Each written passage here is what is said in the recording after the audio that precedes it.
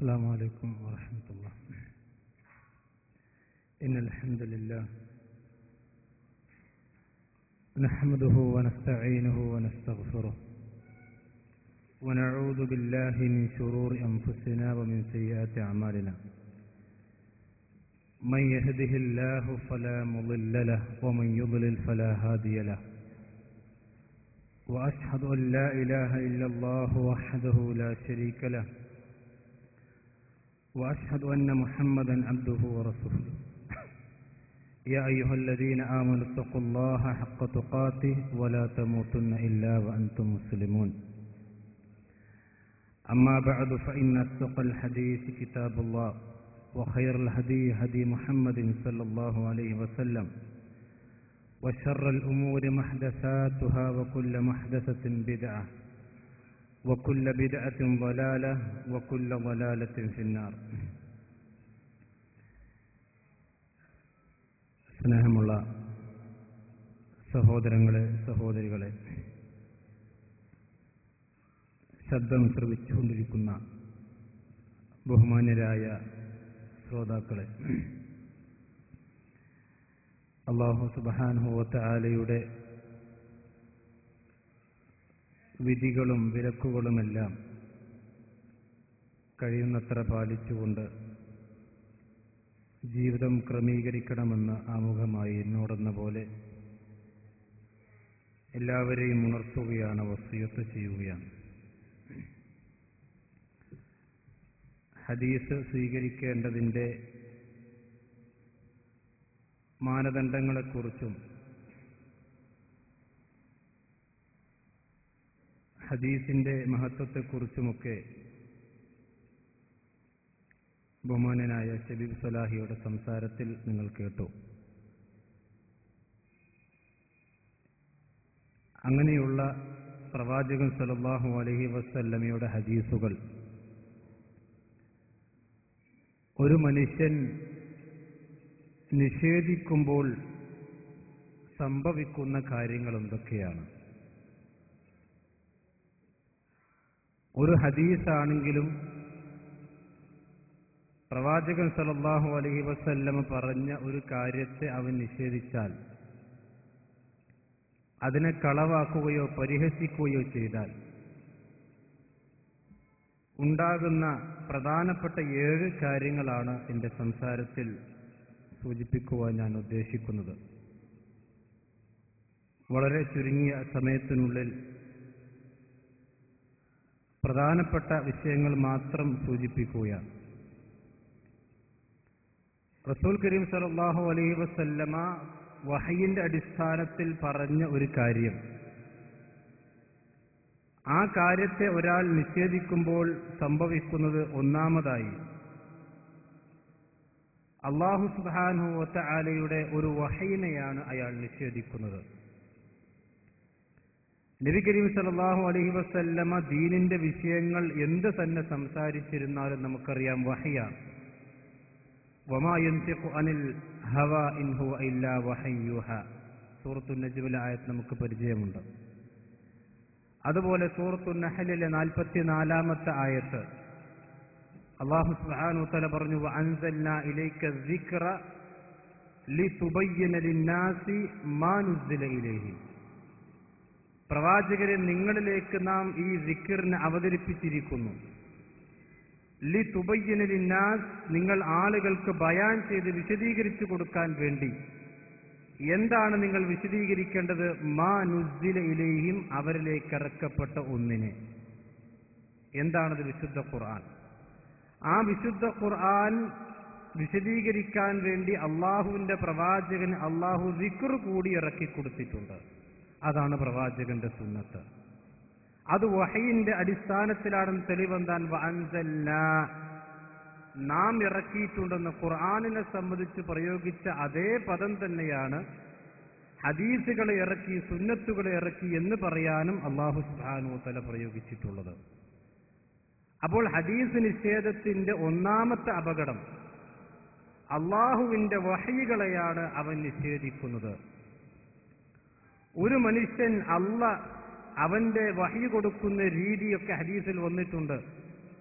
മഹാനായ ജിബ്രീൽ അലൈഹിസ്സലാത്തു വസ്സലാം, ആ ജിബ്രീലിന് അള്ളാഹു വഹി കൊടുക്കുമ്പോൾ ആകാശലോകത്ത് ഒരു കിടുക്കമുണ്ടാകും. മലക്കുകൾ മുഴുവനും സുജൂദിൽ വീഴും. ജിബ്രീൽ അലൈഹിസ്സലാത്തു വസ്സലാം മാത്രം എഴുന്നേറ്റ് നിൽക്കുന്ന അവസ്ഥ. ആകാശലോകത്തുള്ള മുഴുവൻ മലക്കുകളും സുജൂദിൽ കിടക്കും. ജിബ്രീൽ അലൈഹിസ്സലാത്തു വസ്സലാമയോട് അള്ളാഹു സംസാരിക്കും. ആ സംസാരം കഴിഞ്ഞാൽ മലക്കുകൾ പേടിച്ച് വിറക്കുന്നുണ്ടാകും. ജിബ്രീലിനോട് അവർ ചോദിക്കും പറഞ്ഞത്. അങ്ങനെ ജിബ്രീൽ മലക്കുകൾക്ക് പറഞ്ഞു കൊടുക്കും. അങ്ങനെ ഒരുപാട് മഹത്വവും ഗാംഭീര്യവുമുണ്ട് അള്ളാഹുവിന്റെ ഓരോ വഹയികൾക്കും. ആ വഹയിൽപ്പെട്ട ഒരു വഹയിനെയാണ് പ്രവാചകന്റെ ഒരു ഹദീസിന് ഒരു മനുഷ്യൻ നിഷേധിക്കുമ്പോൾ സംഭവിക്കുന്നത്. ഒരു പ്രവാചകന്റെ ഒരു വഹയിനെ നിഷേധിച്ചാൽ അത് കുഫറാണ്. കാരണം അള്ള പറഞ്ഞ ഒരു കാര്യത്തെ അവൻ നിഷേധിക്കുന്നു. അതേപോലെ തന്നെ വിശുദ്ധ ഖുർആനിൽ അള്ള പറഞ്ഞല്ലോ, വമാ ആതാകുമുർ റസൂലു ഫഖുദൂഹു വമാ നഹാകും അൻഹു ഫൻതഹു. നിങ്ങളുടെ പ്രവാചകൻ നിങ്ങൾക്ക് കൊണ്ടുവന്നത് എന്താണെന്ന് നിങ്ങൾ സ്വീകരിക്കണം. ആ പ്രവാചകൻ നിങ്ങളോട് എന്ത് വിലക്കിയിട്ടുണ്ടോ അത് നിങ്ങൾ അതിൽ നിന്ന് മാറി നിൽക്കുകയും വേണം.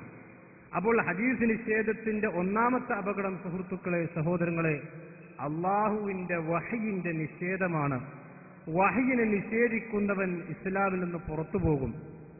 അത് ഒന്നാണെങ്കിലും രണ്ടാണെങ്കിലും മുഴുവനാണെങ്കിലും പകുതിയാണെങ്കിലും അരയാണെങ്കിലും മുക്കാലാണെങ്കിലും.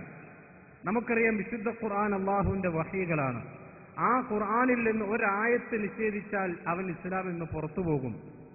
പല ആളുകളും പല സൂറത്തുകളും നിഷേധിക്കുന്നു. ഖവാരിജുകൾ സൂറത്ത് യൂസുഫ് ഖുർആനിൽപ്പെട്ടതല്ല എന്ന് പറയുന്നു. കാരണം സൂറത്ത് യൂസുഫിൽ ഇഷ്കും അതുപോലെ തന്നെ സ്നേഹത്തിന്റെയും കഥകളാണ്, അതുകൊണ്ട് അത് ഖുർആനിൽ പെടാൻ പറ്റൂല എന്ന് പറഞ്ഞുകൊണ്ട് ഖവാരിജുകൾപ്പെട്ട ചില ആളുകൾ സൂറത്ത് യൂസുഫിനെ നിഷേധിക്കുന്നു. ഒരു മനുഷ്യൻ ചോദിക്കുന്നു, അയാൾ 114 സൂറത്തുകളിൽ 113 അംഗീകരിക്കുന്നുണ്ടല്ലോ, ഒന്ന് മാത്രമേ അയാൾ നിഷേധിച്ചിട്ടുള്ളൂ, അയാൾ മുസ്ലിമായി കൂട്ടിക്കൂടെ? പറ്റില്ല. ഒരു സൂറത്ത് വേണ്ട, സൂറത്തുൽ ഇഖ്ലാസ് പോകട്ടെ, ഫാത്തിഹ സൂറത്തിലെ ഇയ്യാക നഅ്ബുദു വ ഇയ്യാക നസ്തഈൻ എന്ന ആയത്ത് പോലും ഒരാൾ മനഃപൂർവ്വം നിഷേധിച്ചാൽ ഇസ്ലാം എന്ന് പുറത്താണ്. അപ്പൊ സഹോദരങ്ങളെ, ഹദീസുകളെ മനഃപൂർവ്വം നിഷേധിക്കുക എന്നുള്ളത് വഹയിന്റെ നിഷേധമാണ്. രണ്ടാമത്തെ കാര്യം, ഹദീസുകളെ നിഷേധിക്കുന്നവൻ യഥാർത്ഥത്തിൽ ഹദീസുകളെ മാത്രമല്ല അള്ളാഹുവിന്റെ ഖുർആനിനെ തന്നെയാണ് നിഷേധിക്കുന്നത്. വിശുദ്ധ ഖുർആനിൽ നേർക്കുനേരെ നിഷേധിക്കാൻ കഴിയാത്തൊരവസ്ഥ മുസ്ലിം സമൂഹത്തിൽ ഉള്ളതുകൊണ്ട് ഞാൻ ഖുർആൻ അംഗീകരിക്കൂല എന്ന് ലോകത്ത് കഴിഞ്ഞുപോയ ഒരു പേക്ഷകക്ഷിയും പറഞ്ഞിട്ടില്ല. ഹത്ത അൽ ഖാദിയാനി, ഖാദിയാനികൾ വരെ പറയുന്നില്ല ഞങ്ങൾ ഖുർആൻ അംഗീകരിക്കൂല. എല്ലാവരും ഖുർആൻ അംഗീകരിക്കും. യഥാർത്ഥത്തിൽ ഖുർആനിനെ തള്ളിയവൻ ഇസ്ലാമിൽ നിന്ന് അവന്റെ പേര് പോലും ഉച്ചരിക്കാൻ അർഹനല്ല എന്ന് മുസ്ലിം സമൂഹത്തിൽപ്പെട്ട സാധാരണക്കാരന് പോലും പറയും. അതുകൊണ്ട് അള്ളാഹുവിന്റെ പ്രവാചകന്റെ ഹദീസുകൾ സാധാരണക്കാർക്ക് അത്ര പരിചിതമില്ലാത്തത് കൊണ്ട് അതിനെ നിഷേധിച്ച് യഥാർത്ഥത്തിൽ അവർ തകർക്കാൻ ശ്രമിക്കുന്നത് വിശുദ്ധ ഖുർആനിനെയാണ്. ഖുർആനിക നിഷേധമാണ് യഥാർത്ഥത്തിൽ ഹദീസ് നിഷേധം എന്ന് പറഞ്ഞാൽ. അതിന്റെ പേര് ഹദീസുകൾ നിഷേധമെന്നാണെങ്കിലും യഥാർത്ഥത്തിൽ അവർ നിഷേധിക്കുന്ന വിശുദ്ധ ഖുർആനിനെയാണ്. എന്തുകൊണ്ട് ഹദീസുകൾ നിഷേധിക്കുന്നവൻ ഖുർആനെ നിഷേധിക്കുന്നു നമ്മൾ പറയാൻ കാരണമുണ്ട്. കാരണം പ്രവാചകന്റെ ഹദീസുകൾ മാറ്റി നിർത്തിയാൽ, പ്രവാചകന്റെ ഹദീസുകൾ നമ്മൾ സ്വീകരിക്കാതിരുന്നാൽ വിശുദ്ധ ഖുർആൻ എടുത്ത് മറിച്ചു നോക്കുമ്പോൾ തീർത്തും അവ്യക്തമാകുന്ന ചില കാര്യങ്ങളുണ്ട്. ആകപ്പാടെ ഒരു അങ്കലാപ്പിലാകുന്ന, ഒരു മനുഷ്യനെ ബേജാറിലാക്കുന്ന ചില കാര്യങ്ങൾ വിശുദ്ധ ഖുർആൻ മാത്രം മുൻപിൽ വെച്ച് നോക്കിയാൽ നമുക്ക് കാണാൻ കഴിയും. ഞാൻ ചില ഉദാഹരണങ്ങൾ പറഞ്ഞാൽ നിങ്ങൾക്ക് വേഗം മനസ്സിലാകും. നോക്കൂ, വിശുദ്ധ ഖുർആനിലെ സൂറത്തുൽ അഹ്സാബിലെ 37-ാമത്തെ ആയത്ത് അല്ലാഹു സുബ്ഹാനഹു വ തആല സെയ്ദ് റളിയല്ലാഹു അൻഹുമായി കൊണ്ട് ബന്ധപ്പെട്ട സംഭവം വിശദീകരിക്കുകയാണ്. അല്ലാഹ് പറഞ്ഞു, ഫലമ്മാ ഖളാ സെയ്ദുൻ മിൻഹാ വതറൻ സവ്വജ്നാകഹാ ലകൈ ലാ യകൂന അലൽ മുഅ്മിനീന ഹർജുൻ ഫി അസ്വാജി അദ്ഇയാഹിം. സെയ്ദ് അവരുടെ ആവശ്യം കഴിഞ്ഞാൽ ആ സെയ്ദിൽ നിന്ന് ആ ആവശ്യം കഴിഞ്ഞിട്ടുണ്ടെങ്കിൽ നാം അവളെ നിനക്ക് വിവാഹം ചെയ്തു തരും. അല്ലാഹ് പറയാം. ശരിക്കും നമ്മൾ മനസ്സിലാക്കി എന്താണ് ഹദീസുകളെ നിഷേധിച്ചാലുള്ള അപകടം. വിശുദ്ധ ഖുർആനിൽ അല്ലാഹ് പറയുന്നു, സെയ്ദിന്റെ ആവശ്യം കഴിഞ്ഞാൽ. ഏത് സെയ്ദാണ്? പ്രവാചകൻ ജീവിച്ചിരുന്ന കാലഘട്ടത്തിൽ ഒരുപാട് സെയ്ദുകൾ ജീവിച്ചിട്ടുണ്ട്. ഇതിൽ അള്ളാഹു വിശുദ്ധ ഖുർആനിൽ പറഞ്ഞ സെയ്ദ് റളിയല്ലാഹു അൻഹു ഏത് സെയ്ദാണ്? സെയ്ദ് ബിൻ ഹാരിസയാണോ? സെയ്ദ് ബിൻ മുഈറയാണോ? അതുപോലെ തന്നെ ഒരുപാട് സെയ്ദുകൾ റസൂലുള്ളാഹിന്റെ സഹാബത്തിന്റെ കൂട്ടത്തിലുണ്ട്. ഇനി ഒരു മനുഷ്യൻ പറയാണ് അത് റസൂലുള്ളാഹിന്റെ കാലഘട്ടത്തിലുള്ള അല്ലെങ്കിൽ പ്രവാചകർ സല്ലല്ലാഹു അലൈഹി വസല്ലമയുടെ കാലഘട്ടത്തിലൊന്നുമല്ല, വേറെ കാലഘട്ടത്തിലാണ്. ഇനി നിനക്ക് നാം വിവാഹം ചെയ്തു തരുമെന്ന് പറഞ്ഞാൽ വേറൊരാൾക്ക് വിവാഹം ചെയ്തു തരുന്നതാണ് എന്നൊക്കെ പറഞ്ഞാൽ എങ്ങനെയാണ് സുഹൃത്തുക്കളെ അവന് മറുപടി കൊടുക്കാൻ കഴിയുക? എന്നാൽ ഈ ഹദീസ്, ഈ ആയത്ത് നമുക്ക് മനസ്സിലാകണമെങ്കിൽ പ്രവാചകന്റെ ഹദീസുകൾ കൂടിയേ തീരൂ. പ്രവാചകന്റെ ഹദീസുകളില്ലാതെ ഈ ആയത്ത് ഒരിക്കലും നമുക്ക് ഉൾക്കൊള്ളാൻ അല്ലെങ്കിൽ മനസ്സിലാക്കാൻ കഴിയില്ല. ഒന്ന്. രണ്ടാമത്തെ തെളിവ് നോക്കൂ, സൂറത്തുൽ മാഇദയിലെ 58-ാമത്തെ ആയത്ത്. അല്ലാഹ് പറയാൻ വഇദാ നാദൈതും ഇലസ്സലാത്തി ഇത്തഖദൂഹാ ഹുസുവൻ വലഇബ. മുനാഫിക്കുകളായ കപടവിശ്വാസികളായ ആളുകൾ, നിങ്ങൾ അവരെ നമസ്കാരത്തിലേക്ക് വിളിച്ചാൽ ആ നമസ്കാരത്തെയും ആ വിളിയിൽ അവർ പരിഹസിച്ചുകൊണ്ട് അല്ലെങ്കിൽ കളിതമാശയായിക്കൊണ്ട് അവർ സ്വീകരിക്കും. അപ്പൊ നമസ്കാരത്തിലേക്ക് ഒരു വിളിയുണ്ട്. എങ്ങനെയാണ് നമസ്കാരത്തിലേക്ക് മുസ്ലിമീങ്ങൾ വിളിക്കേണ്ടത്? ഖുർആനിൽ അത് പരാമർശിക്കപ്പെട്ടിട്ടില്ല. അപ്പോൾ ഹദീസിനെ നമ്മൾ മാറ്റിവെച്ചാൽ ഈ വിളി അവനവന് ഇഷ്ടമുള്ള രീതിയിൽ നിർവഹിക്കാമെന്നാകും. അത് അപകടമാണ്. പ്രവാചകൻ പഠിപ്പിച്ച വമാ ആതാകും റസൂൽ ഫഖുദൂഹു എന്ന ആയത്തിന് എതിരാകുമത്. ഇനി സൂറത്തുൽ ജുമുഅയിലെ 10-ാമത്തെ ആയത്ത്, സൂറത്തുൽ ജുമുഅയിലെ 9-ാമത്തെ ആയത്ത്, യാ അയ്യുഹല്ലദീന ആമനു ഇദാ നൂദിയ ലിസ്സലാത്തി മിൻ യൗമിൽ ജുമുഅ. ജുമുഅ ദിവസം നിങ്ങൾ നമസ്കാരത്തിലേക്ക് വിളിക്കപ്പെട്ടാൽ, നമുക്കറിയാം ജുമുഅ ദിവസം 24 മണിക്കൂറുണ്ട്. 24 മണിക്കൂറിൽ ഏത് സമയത്താണ് ജുമുഅയിലേക്ക് വിളിക്കേണ്ടത്? സുബഹിന്റെ സമയത്താണോ? ളുഹറിന്റെ സമയത്താണോ? അസറിന്റെ സമയത്താണോ? ഒക്കെ യൗമുൽ ജുമുഅ ഫീ വഖ്തുൽ ളുഹർ എന്ന് വിശുദ്ധ ഖുർആനിൽ പരാമർശിക്കപ്പെട്ടിട്ടില്ല. ജുമുഅയുടെ ദിവസത്തിൽ ഏത് സമയത്താണ് നിങ്ങൾ നമസ്കാരത്തിലേക്ക് വിളിക്കേണ്ടത് ഖുർആനിൽ നിന്ന് വ്യക്തമല്ല. ഹദീസുകളെ മാറ്റി നിർത്തിയാൽ ഈ ആയത്തനുസരിച്ചുകൊണ്ട് അമൽ ചെയ്യാൻ നമുക്ക് സാധ്യമല്ല. മറ്റൊരു ഉദാഹരണം സൂറത്ത് തൗബയിലെ 84-ാമത്തെ ആയത്ത്. അല്ലാഹ് പറഞ്ഞു വലാ തുസല്ലി അലാ അഹദിൻ മിൻഹും മാത അബദ. കപടവിശ്വാസികളായ ആളുകൾ, ഒരു നേതാവ് മരിച്ചപ്പോൾ പ്രവാചകൻ അവരുടെ മേൽ മയ്യത്ത് നിസ്കരിച്ചു. അബ്ദുല്ലാഹി ഇബ്നു ഉബയ്യ് ഇബ്നു സുലൂൽ. പ്രവാചകന് ആയത്തിറങ്ങുകയാണ്, നബിയെ വലാ തഖും വലാ തുസല്ലി അലാ അഹദിൻ മിൻഹും മാത അബദ. ഇനി മേലിൽ അവരുടെ മേലിൽ നിങ്ങൾ ഒരിക്കലും മയ്യത്ത് നമസ്കരിക്കരുത്. അപ്പോൾ മയ്യത്തിന്റെ പേരിൽ നമസ്കാരമുണ്ടെന്ന് ഈ ആയത്തിൽ നിന്ന് വ്യക്തമാണ്. പക്ഷേ എങ്ങനെയാണ് മയ്യത്തിന്റെ പേരിൽ നമസ്കരിക്കേണ്ടത്? മറ്റു നമസ്കാരം പോലെയാണോ? അതല്ല, അതിന് വ്യത്യാസമുണ്ടോ? മയ്യത്തിന്റെ പേരിൽ നമസ്കാരമുണ്ടെന്നും ആ നമസ്കാരം നബിയെ മുനാഫിക്കുകളുടെ പേരിൽ നിർവഹിക്കരുതുമെന്ന് അള്ളാഹ് പറഞ്ഞു. തീർച്ചയായിക്കൊണ്ടും മനസ്സിലാകും, നമസ്കരിക്കണം. വിശ്വാസികളാണെങ്കിൽ നമസ്കരിക്കേണ്ടതുണ്ട്. പക്ഷെ എങ്ങനെ നമസ്കരിക്കും? ഖുർആനിന് വ്യക്തമല്ല. ഹദീസുകളെ നമ്മൾ മാറ്റി നിർത്തിയാൽ ഈ ആയത്തിനെ വിശദീകരിക്കാൻ നമുക്ക് കഴിയില്ല. അതേപോലെ തന്നെ സൂറത്ത് തഹരീമിലെ 3-ാമത്തെ ആയത്ത് വഇദ് അസറൻ നബിയു ഇലാ ബഅദി അസ്വാജിഹി ഹദീസ. പ്രവാചകൻ തന്റെ ചില ഭാര്യമാരോട് ചില സ്വകാര്യങ്ങൾ പറഞ്ഞ സന്ദർഭത്തിൽ, ഏതാണ് ആ ഭാര്യമാർ? ഇലാ ബഅദു അസ്വാജിഹി എന്ന് പറഞ്ഞാൽ ആരാണ്? ഹദീസില്ലെങ്കിൽ ആ ബഅദു അസ്വാജ് മനസ്സിലാക്കാൻ കഴിയില്ല. ആയിഷ റളിയല്ലാഹു അൻഹയും ഹഫ്സ റളിയല്ലാഹു അൻഹയുമാണ്. ഹദീസിൽ വ്യക്തമാണ്. അപ്പൊ ഖുർആൻ യഥാർത്ഥത്തിൽ ഹദീസുകളെ നിഷേധിക്കുന്നവൻ വിശുദ്ധ ഖുർആനെ തന്നെയാണ് അവൻ തള്ളിക്കളയുന്നത്. ഇത് നോക്കൂ, സൂറത്ത് മാഇദയിലെ 6-ാമത്തെ ആയത്ത്, യാ അയ്യുഹല്ലദീന ആമനു ഇദാ ഖുംതും ഇലസ്സലാത്തി ഫഗ്സിലു വുജൂഹക്കും വഅയ്ദിയക്കും ഇലൽ മറാഫിഖ്. വിശ്വാസികളെ, നിങ്ങൾ നമസ്കരിക്കാൻ നിന്നാൽ നിങ്ങളുടെ മുഖങ്ങൾ നിങ്ങൾ കഴുകണം, കൈകൾ നിങ്ങൾ മുട്ടുവരെ കഴുകണം. ശരി, മുഖം കഴുകണമെന്ന് കിട്ടി, കൈകൾ കഴുകണമെന്ന് കിട്ടി. എത്ര പ്രാവശ്യം കഴുകണം? ഒരാൾ 10 പ്രാവശ്യം മുഖം കഴുകുന്നു. അയാൾ നല്ലവണ്ണം വൃത്തിയാകാൻ വേണ്ടി ഒരാൾ 20 പ്രാവശ്യം കഴുകുന്നു. ശരിയാകുമോ? എവിടെ നിന്ന് കിട്ടും? അല്ലാഹ് ഒരിക്കലും പറഞ്ഞിട്ടില്ല നിങ്ങൾ 3-ലധികം ആകരുത്. ഫഗ്സിലു എന്ന് പറഞ്ഞാൽ അംറാണ്. ആ അംർ എത്ര പ്രാവശ്യം വേണമെങ്കിലും ഒരു മനുഷ്യർ വേണമെങ്കിൽ ചെയ്യാം. അപ്പോൾ ഖുർആനിൽ നിന്ന് ഇത് വ്യക്തമല്ല. ഇനി നിങ്ങൾ നോക്കൂ, അനന്തരാവകാശത്തിന്റെ മസ്അല. ഇസ്ലാമിൽ അനന്തരാവകാശത്തെ സംബന്ധിച്ച് വ്യക്തമായി പരാമർശങ്ങൾ സൂറത്തുൽ നിസായിൽ വന്നിട്ടുണ്ട്. പക്ഷേ ശരിക്കും നിങ്ങൾ മനസ്സിലാക്കണം, ഒരു പെൺകുട്ടിയാണെങ്കിൽ സ്വത്തിന്റെ പകുതി മയ്യത്തിന് അല്ലെങ്കിൽ ആ പെൺകുട്ടിക്ക് കിട്ടും. എന്നാൽ രണ്ടിലധികം കുട്ടികളാണെങ്കിൽ 2 ഷെയറാണ്. പക്ഷെ 2 ബാപ്പയും ഉമ്മയും ഒത്ത 2 പെൺകുട്ടികളാണ് മയ്യത്തിനുള്ളതെങ്കിൽ ആ പെൺകുട്ടികളുടെ ഓഹരി വിശുദ്ധ ഖുർആനിലില്ല. നിങ്ങൾ നോക്കൂ ആയത്ത്, യൂസിക്കുമുല്ലാഹു ഫി ഔലാദിക്കും ലിസ്സക്കരി മിസ്ലു ഹദ്ദിൽ ഉൻസയൈൻ. അള്ളാഹു നിങ്ങളുടെ സന്താനങ്ങളുടെ വിഷയത്തിൽ നിങ്ങൾക്ക് വസിയത്ത് നൽകുന്നു. ലിസ്സക്കരി ഒരു പുരുഷനുണ്ട്, 2 പെണ്ണിന്റെ ഓഹരിയാണ്. ഫഇൻ കുന്ന നിസാഅൻ ഫൗഖ സനതൈനി, 2ന് മുകളിലാണ് സ്ത്രീകളെങ്കിൽ ഫലഹുന്ന സുലുസ മാ തറക്, ആ മയ്യത്ത് വിട്ടേച്ചു പോയ സ്വത്തിന്റെ 2/3 ആ 2-ലധികമുള്ള പെൺകുട്ടികൾക്ക് കിട്ടും. വൈൻ കാനത്ത് വാഹിദത്തൻ ഫലഹൻ നിസ്ഫു, ഇനി ആ പെൺകുട്ടി ഒറ്റ പെൺകുട്ടിയാണ് എങ്കിൽ ഫലഹൻ നിസ്ഫു, അവർക്ക് പകുതിയുണ്ട്. അപ്പൊ ഒരു പെൺകുട്ടിയാണെങ്കിൽ പകുതി, 2-ൽ അധികമുണ്ടെങ്കിൽ 3/2. അപ്പൊ 2 പെൺകുട്ടി ഒരാൾക്കുണ്ടെങ്കിലോ ഖുർആനിൽ നിന്ന്, അഥവാ ബാപ്പയും ഉമ്മയും ഒത്ത 2 പെൺകുട്ടികളുണ്ടെങ്കിൽ ഖുർആനിൽ നിന്ന് അതിന് പരാമർശം നമുക്ക് കാണാൻ കഴിയുന്നില്ല. എന്തു ചെയ്യും ഒരാൾ? തീർച്ചയായും പ്രവാചകന്റെ ഹദീസിൽ അതിന് പരിഹാരമുണ്ട്.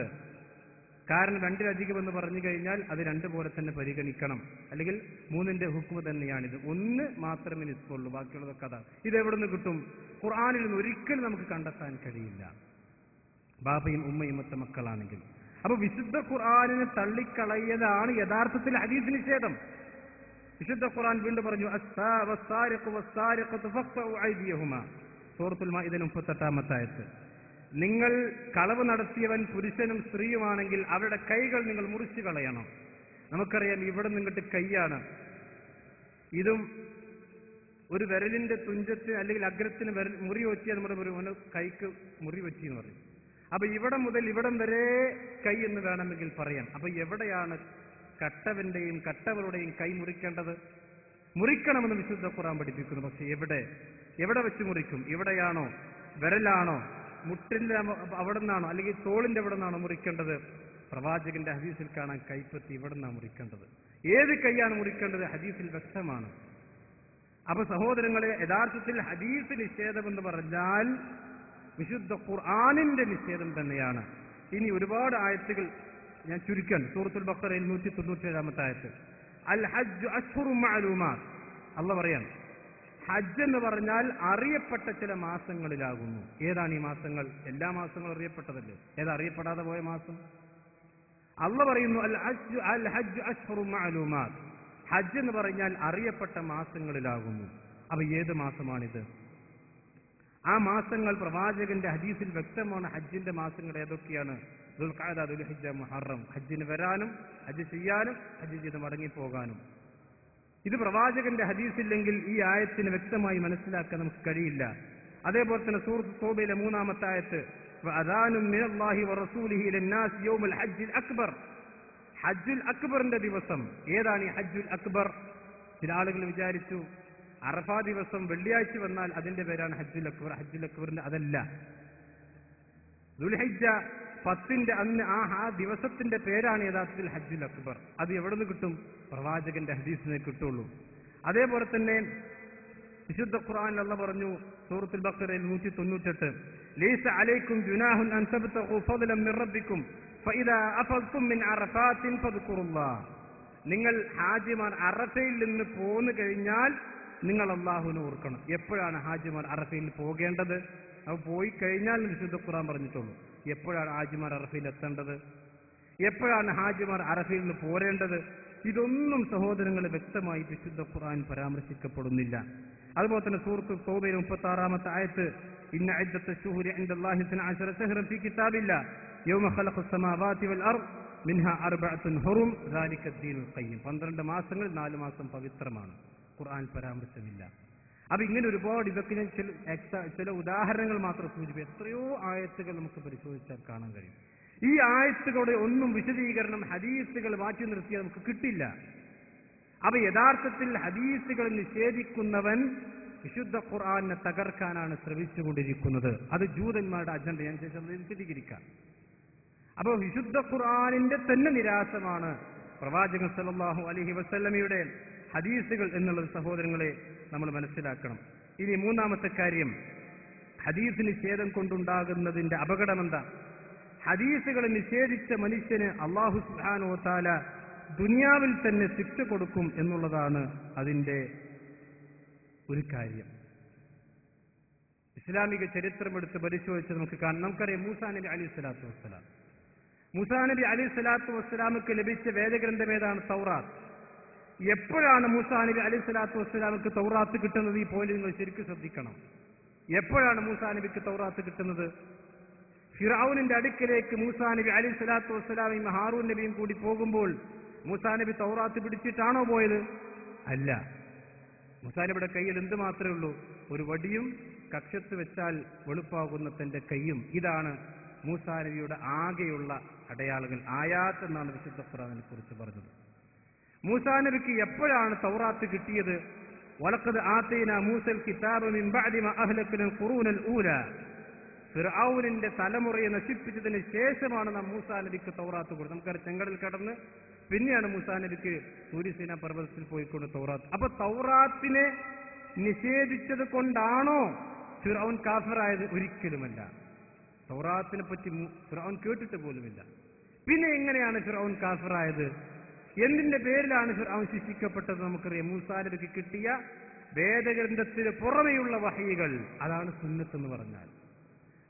മൂസാ നബിക്ക് ലഭിച്ച വേദഗ്രന്ഥത്തിന് പുറമെയുള്ള വഹയികളെ നിഷേധിച്ചതിന്റെ പേരിൽ ഫിർഔൻ കാഫിറായി. എന്ന് മാത്രമല്ല, ദുനിയാവിൽ വെച്ചുകൊണ്ട് തന്നെ അയാളെ അള്ളാഹു ശിക്ഷിക്കുകയും ചെയ്തു. വിശുദ്ധ ഖുർആൻ എടുത്ത് പരിശോധിച്ചാൽ നിങ്ങൾ നോക്കൂ, വേദഗ്രന്ഥം നൽകപ്പെട്ട പ്രവാചകന്മാരുടെ ഉമ്മത്തുകൾ, ആ ഉമ്മത്തുകൾ അവ പ്രവാചകന്മാരെ നിഷേധിച്ചാലും ദുനിയാവിൽ ഉടനടി അവർക്ക് ശിക്ഷ വന്നിട്ടില്ല. എന്നാൽ വേദഗ്രന്ഥം ലഭിക്കാത്ത പ്രവാചകന്മാർക്കാണെങ്കിൽ ദുനിയാവിൽ തന്നെ അവർക്ക് ശിക്ഷ വന്നിട്ടുണ്ട്. ഇനി പ്രവാചകന്റെ ചരിത്രത്തിലേക്ക് നിങ്ങൾ വരൂ. റസൂൽ കരീം സല്ലല്ലാഹു അലൈഹി വസല്ലമയുടെ ഹദീസുകളെ നിഷേധിക്കുന്നവർക്ക് ദുനിയാവിൽ തന്നെ എത്രയോ ശിക്ഷകൾ അള്ളാഹുവിന്റെ പ്രവാചകൻ സല്ലല്ലാഹു അലൈഹി വസല്ലമയുടെ ചരിത്രമെടുത്ത് പരിശോധിച്ചാൽ ഞാൻ ചില ഉദാഹരണങ്ങൾ നിങ്ങളുടെ മുമ്പിൽ കൊണ്ടുവരാം. ഇമാം മുസ്ലിം ഉദ്ധരിക്കുന്ന ഹദീസാണ്. ഖാല അബൂ ജഹൽ ഹൽ യഅ്ഫിർ മുഹമ്മദ് വജ്ഹു ബൈന അദ്ഹുരിക്കും. അബൂ ജഹൽ റസൂൽ കരീം സല്ലല്ലാഹു അലൈഹി വസല്ലം സുജൂദ് ചെയ്തുകൊണ്ടിരിക്കുമ്പോൾ പ്രവാചകനെ നിഷേധിക്കുക മാത്രമല്ല, പ്രവാചകനെ ഉപദ്രവിക്കുക. പ്രവാചകനെ ഉപദ്രവിക്കുന്നതിന് തുല്യമാണ് ഇന്നല്ലദീന യുദൂന അല്ലാഹ വറസൂലഹു ലഅനഹുമുല്ലാഹു ഫിദ്ദുനിയ വൽ ആഖിറ. അല്ലാഹുവിനെയും പ്രവാചകനെയും ഉപദ്രവിക്കുന്നവർക്ക് ദുനിയാവിൽ ലഅനത്തുണ്ട്, ആഖിറത്തിൽ ലഅനത്തുണ്ട്. എന്താ അള്ളാഹിനെ ഉപദ്രവിക്കുക എന്ന് പറഞ്ഞാൽ? അള്ളാഹിനെ എങ്ങനെ നമുക്ക് ഉപദ്രവിക്കാൻ കഴിയുക? ബോംബോ മിസൈലോ കത്തിയോ ഒന്നും പ്രയോഗിക്കാൻ പറ്റില്ല അള്ളാഹ്ക്ക് നേരെ. പിന്നെന്താ അള്ളാഹിനെ ഉപദ്രവിക്കുക എന്ന് പറഞ്ഞാൽ? അള്ളാഹുവിനെ ചീത്ത പറയുക, അള്ളാഹുവിന്റെ ആയത്തുകളെ നിഷേധിക്കുക, അള്ള പഠിപ്പിച്ച കാര്യങ്ങളെ പരിഹസിക്കുക. ഇതാണ് അള്ളാഹ്ക്കുള്ള അള്ളാഹുവിനെ വേദനിപ്പിക്കുക അല്ലെങ്കിൽ ഉപദ്രവിക്കുക എന്ന് പറയുന്നത്. ഇതേപോലെ തന്നെയാണ് പ്രവാചകനെ ഉപദ്രവിച്ചാൽ അവർക്ക് ദുനിയാവിലും ലഅനത്തുണ്ട്, ആഖിറത്തിലും ലഅനത്തുണ്ട്. പ്രവാചകൻ സുജൂദ് ചെയ്തുകൊണ്ടിരിക്കുന്ന സന്ദർഭത്തിൽ അബൂ ജഹൽ പറഞ്ഞു, ആരാണ് ഈ മുഹമ്മദിന്റെ മേൽ പിന്നെ പ്രവാചകൻ സല്ലല്ലാഹു അലൈഹി വസല്ലമയുടെ പേരിൽ ആ പ്രവാചകന്റെ തെരടിക്ക് പോയി ചവിട്ടുക? അപ്പോൾ ഫഖാല, അബൂ ജഹൽ പറഞ്ഞു, വല്ലാത്ത വൽ ഉസ്സ ലഇൻ റഅയ്തുഹു യഫ്അലു ദാലിക ലഅതഅന്ന അലാ റഖബതൈഹി. പ്രവാചകൻ സുജൂദ് ചെയ്ത് കണ്ടാൽ ഞാൻ അദ്ദേഹത്തിന്റെ പെരടിയിൽ പോയി കാല് വെക്കുക തന്നെ ചെയ്യുമെന്ന് അയാൾ പറഞ്ഞു. അങ്ങനെ فأتى رسول الله صلى الله عليه وسلم وهو يصلي رغم اليتي على رقبته. പ്രവാചകൻ നമസ്കരിച്ചുകൊണ്ടിരിക്കും സുജൂദിലായിരിക്കെ ഈ അബൂ ജഹൽ കടന്നു വരികയാണ്. അങ്ങനെ فما فجعته منه إلا وهو ينكص على عقبيه ويتقي بيده. എന്നാൽ പ്രവാചകന്റെ അടുക്കിലേക്ക് അയാൾ അടുക്കേണ്ട താമസം അയാൾ പിറകോട്ട് തെറിച്ചു വീഴുകയാണ്. പിറകോട്ട് അയാൾ മാറിപ്പോകുന്നു. രണ്ട് കൈകളും അയാൾ ഇങ്ങനെ പിടിച്ചുകൊണ്ട് അയാൾ പിറകോട്ട് പോകുന്നു. ഫഖീല ലഹു, അപ്പോൾ അബൂ ജഹലിനോട് കൂടെയുള്ള ആളുകൾ ചോദിച്ചു, മാലക, എന്തു പറ്റി? നിങ്ങൾ പ്രവാചകന്റെ കഴുത്തിൽ ചവിട്ടാൻ പോയ ആളല്ലേ? ഫഖാല ഇന്ന ബൈനി വബൈനഹു ലഖന്ദഖൻ മിൻ നാരിൻ. എന്റെയും അദ്ദേഹത്തിന്റെയും ഇടയിൽ ഒരു തീയിന്റെ ഒരു കിടങ്ങ് ഞാൻ കണ്ടു. വഹൗലൻ വഅജ്നിഹതൻ, ഒരു ചിറകുള്ള ജീവിയെ ഞാൻ കണ്ടു.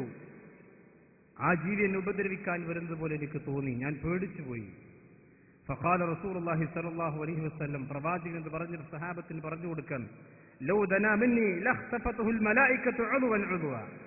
അബൂ ജഹൽ എന്നെ ഉപദ്രവിക്കാൻ വേണ്ടി അടുത്തേക്ക് വന്നിരുന്നെങ്കിൽ മലക്കുകളുടെ ചിറകുകൾ അയാളെ കഷ്ണമാക്കുമായിരുന്നു. അപ്പൊ റസൂൽ കരീം സല്ലല്ലാഹു അലൈഹി വസല്ലമയെ ശാരീരികമായും മാനസികമായി ഉപദ്രവിക്കാൻ ശ്രമിക്കുന്നവർക്ക് ദുനിയാവിൽ ശിക്ഷ കിട്ടും. ഒരു ഉദാഹരണം, പ്രവാചകൻ സല്ലല്ലാഹു അലൈഹി വസല്ലമയെ സംബന്ധിച്ചിടത്തോളം അബൂലഹബിന്റെ ഒരു മകനുണ്ടായിരുന്നു, റസൂലുള്ളാഹിനെ ചീത്ത പറയുന്ന സ്വഭാവമുള്ള ആൾ. അയാൾ പ്രവാചകൻ സല്ലല്ലാഹു അലൈഹി വസല്ലമയെ മോശമായ രീതിയിൽ ചീത്ത പറയും. പ്രവാചകൻ അയാൾക്കെതിരെ പ്രാർത്ഥിച്ചു, അല്ലാഹുമ്മ സല്ലത്ത് അലൈഹി കൽബക്, അല്ലാഹുവേ നിന്റെ നായ അയച്ചുകൊണ്ട് നീ അയാളുടെ ആധിപത്യം സ്ഥാപിക്കാൻ, അയാൾ നശിപ്പിക്കണമേ. അങ്ങനെ അയാൾ ഷാമിലേക്ക് പോകും. ഇമാം ഹാക്കിം ഉദ്ധരിച്ച സ്വഹീഹ, ഇമാം ഹാക്കിം ബൈഹഖിയും ഒക്കെ ഉദ്ധരിച്ച ഇബ്നു ഹജർ അസ്ഖലാനി ഹസനായി രേഖപ്പെടുത്തിയ ഹദീസാണ്. അയാൾ ഷാമിലേക്ക് പോകുമ്പോൾ ഒരു സ്ഥലത്ത് അയാൾ തമ്പടിച്ചു.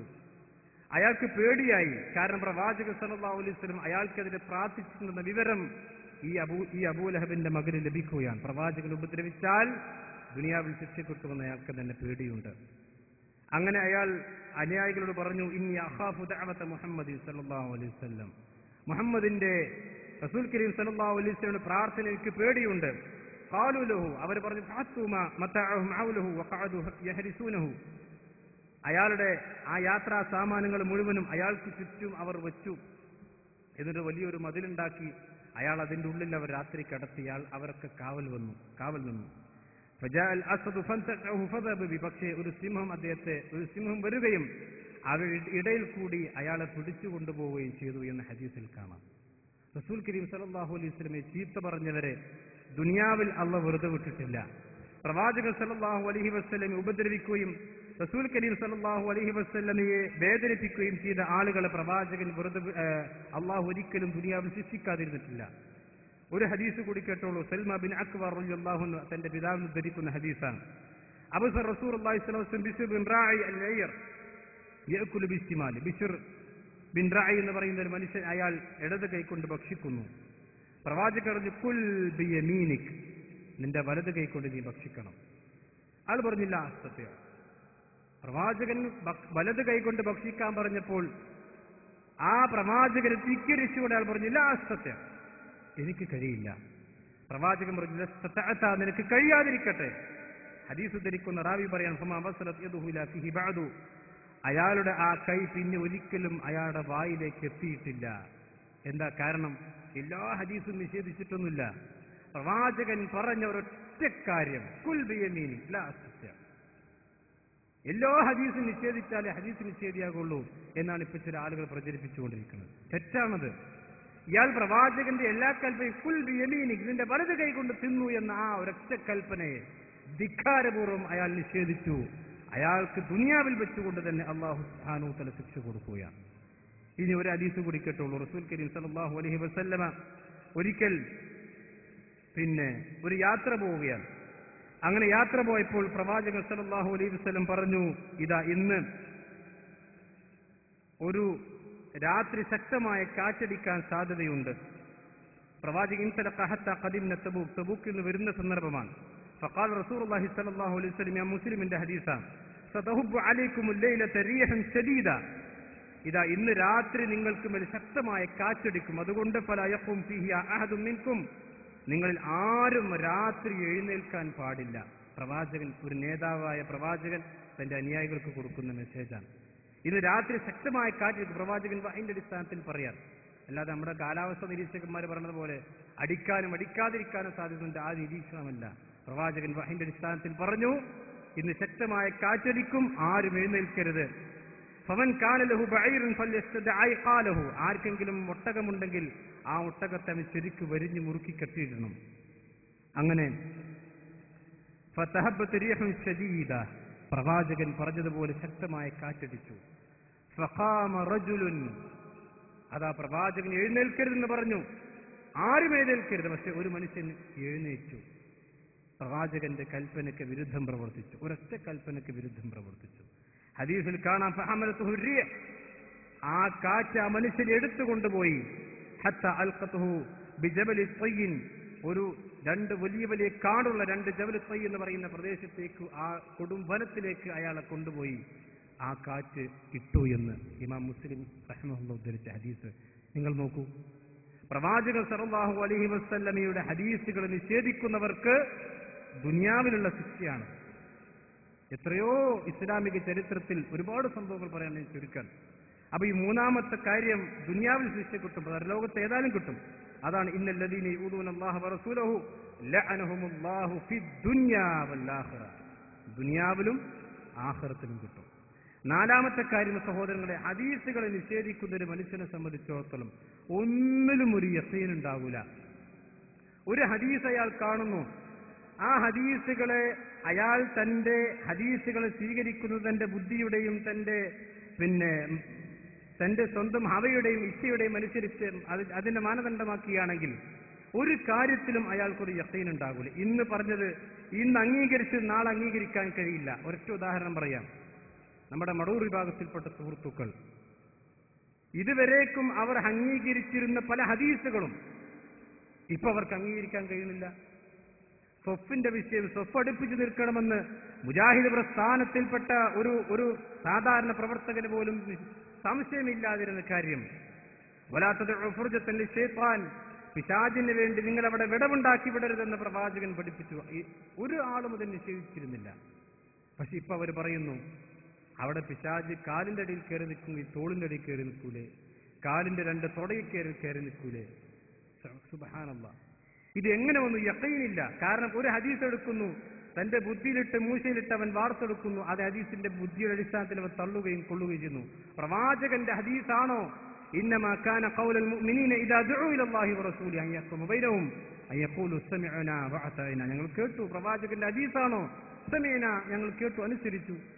അതല്ലാതെ എന്റെ ബുദ്ധിക്ക് ഉൾക്കൊള്ളുന്ന കാര്യങ്ങൾ മാത്രം ഞാൻ സ്വീകരിക്കുള്ളൂന്നാണെങ്കിൽ സഹോദരങ്ങളെ, നബി സ്വല്ലല്ലാഹു വിശദീകരിച്ചിട്ടുണ്ടാവും. ഞാൻ മനസ്സിലാക്കുന്നു. ശുദ്ധ ഖുർആനിലും പെട്ട ഒരുപാട് കാര്യങ്ങൾ നമുക്ക് നിഷേധിക്കേണ്ടി വരും. പ്രവാചകന്മാരുടെ മോചിതത്തുകൾ. ഒരൊറ്റ കാര്യം പറയട്ടെ. സൂറത്ത് യൂസുഫ് അലൈഹി സ്വലാത്തു വസ്സലാമിന്റെ ചരിത്രം പറയുമ്പോൾ യാക്കൂബ് നബി അലൈഹി സ്വലാത്തു വസ്സലാമിക്ക് കാഴ്ച തിരിച്ചു കിട്ടിയ സംഭവം പറയുന്ന ഒരു വിശുദ്ധ ഖുർആൻ. എങ്ങനെ യാക്കൂബ് നബിക്ക് കാഴ്ച തിരിച്ചു കിട്ടിയത്? യൂസുഫ് നബി അലൈഹി സ്വലാത്തു വസ്സലാം ഇവിടെ വസ്ത്രവുമായി കൊണ്ട് തന്റെ സഹോദരന്മാർ കടന്നു വരുന്നു. ആ കടന്നു വരുമ്പോൾ തന്നെ യാക്കൂബ് നബി അലൈഹി സ്വലാത്തു വസ്സലാം പറയുന്നു, എനിക്ക് ആ വസ്ത്രത്തിന്റെ വാസന കിട്ടിക്കൊണ്ടിരിക്കുന്നുണ്ട്. വിദൂരമായ കിലോമീറ്ററുകൾക്കപ്പുറത്തുള്ള ഒരു വസ്ത്രത്തിന്റെ വാസന കിട്ടുന്നു. ഒന്ന്. രണ്ടാമത്തെ കാര്യം ആ യൂസുഫ് നബി അലൈഹി സ്വലാത്തു വസ്സലാമയുടെ വസ്ത്രം കൊണ്ടുവന്ന് യാക്കൂബ് നബിയുടെ മുഖത്ത് കിട്ടപ്പോൾ ഫർത്തദ്ദ ബസീറ, ഏത് ബുദ്ധിയുടെ അടിസ്ഥാനത്തിലാണ്, എന്ത് ശസ്ത്രക്രിയയാണ്, എന്ത് തിമിര ശസ്ത്രക്രിയയാണ് അവിടെ നടന്നത്? അള്ളാന്റെ ഖുർആൻ സൂറത്ത് യൂസുഫിൽ അല്ലാഹ് പറഞ്ഞതാണ്. തന്റെ ബുദ്ധിയിൽ ഉൾക്കൊള്ളുന്ന കാര്യം മാത്രമേ പ്രവാചകൻ പറഞ്ഞാലും ആര് പറഞ്ഞാലും ഞാൻ സ്വീകരിക്കുള്ളൂ എന്ന് പറഞ്ഞ് വാശി പിടിക്കുന്ന ഒരു മനുഷ്യൻ ഈ ആയത്ത് എങ്ങനെ അംഗീകരിക്കും? വിശുദ്ധ ഒരുപാട് ഉദാഹരണം ഞാൻ വസ്തെന്ന് പറഞ്ഞു. ഇനി സഹോദരങ്ങളെ, നിങ്ങൾ നോക്ക്, അദ്ദേഹം പറഞ്ഞു ഒരു യഖീൻ ഉണ്ടാകൂല. അമ്പിയാക്കന്മാരുടെ ശരീരങ്ങളെ ഭൂമി തിന്നുകയില്ല എന്നത് മുസ്ലിം ലോകത്ത് തർക്കമില്ലാത്ത, അഹ്ലുസുന്നക്ക് തർക്കമില്ലാത്ത കാര്യമായിരുന്നു. പക്ഷെ ഈ അടുത്ത് ഏതാനും മാസങ്ങൾക്ക് മുമ്പ് ശബാബിൽ നമ്മുടെ സുഹൃത്തുക്കളുടെ ശബാബിൽ ഒരു ലേഖനം. എന്താ ലേഖനം? ഈ ഹദീസ് അമ്പിയാക്കന്മാരുടെ ശരീരം ഭൂമി ഭക്ഷിക്കുകയില്ല എന്ന ഹദീസ് വിശുദ്ധ ഖുർആനെതിരാണ് പോലും. സുബ്ഹാനല്ലാഹ്, നിങ്ങൾ ആലോചിച്ചു. അപ്പോൾ എന്താണ് ഇതിൽ നിന്ന് ഒരു മനുഷ്യൻ മനസ്സിലാക്കേണ്ട? പ്രവാചകൻ വഹയിന്റെ അടിസ്ഥാനത്തിൽ പറഞ്ഞൊരു കാര്യം ഖുർആനെതിരാകുമോ സുഹൃത്തുക്കളെ? വലൂക്കാന മിൻ ഇൻദി ഗൈരില്ലാഹി ലവജദു ഫീ ഇഖ്തിലാഫൻ കസീറ എന്ന ഖുർആനെ പറ്റി അല്ലാഹ് പറഞ്ഞില്ലേ? അള്ളാഹുവിന്റെ പക്കൽ നിന്നല്ല ഖുർആനെങ്കിൽ അതിൽ വൈരുദ്ധ്യം ഉണ്ടാകുമായിരുന്നു. അതിന്റെ അർത്ഥം എന്താ? അള്ളാഹുവിന്റെ അടുക്കൽ എന്നുള്ളതിൽ ഒരിക്കലും വൈരുദ്ധ്യം ഉണ്ടാകില്ല.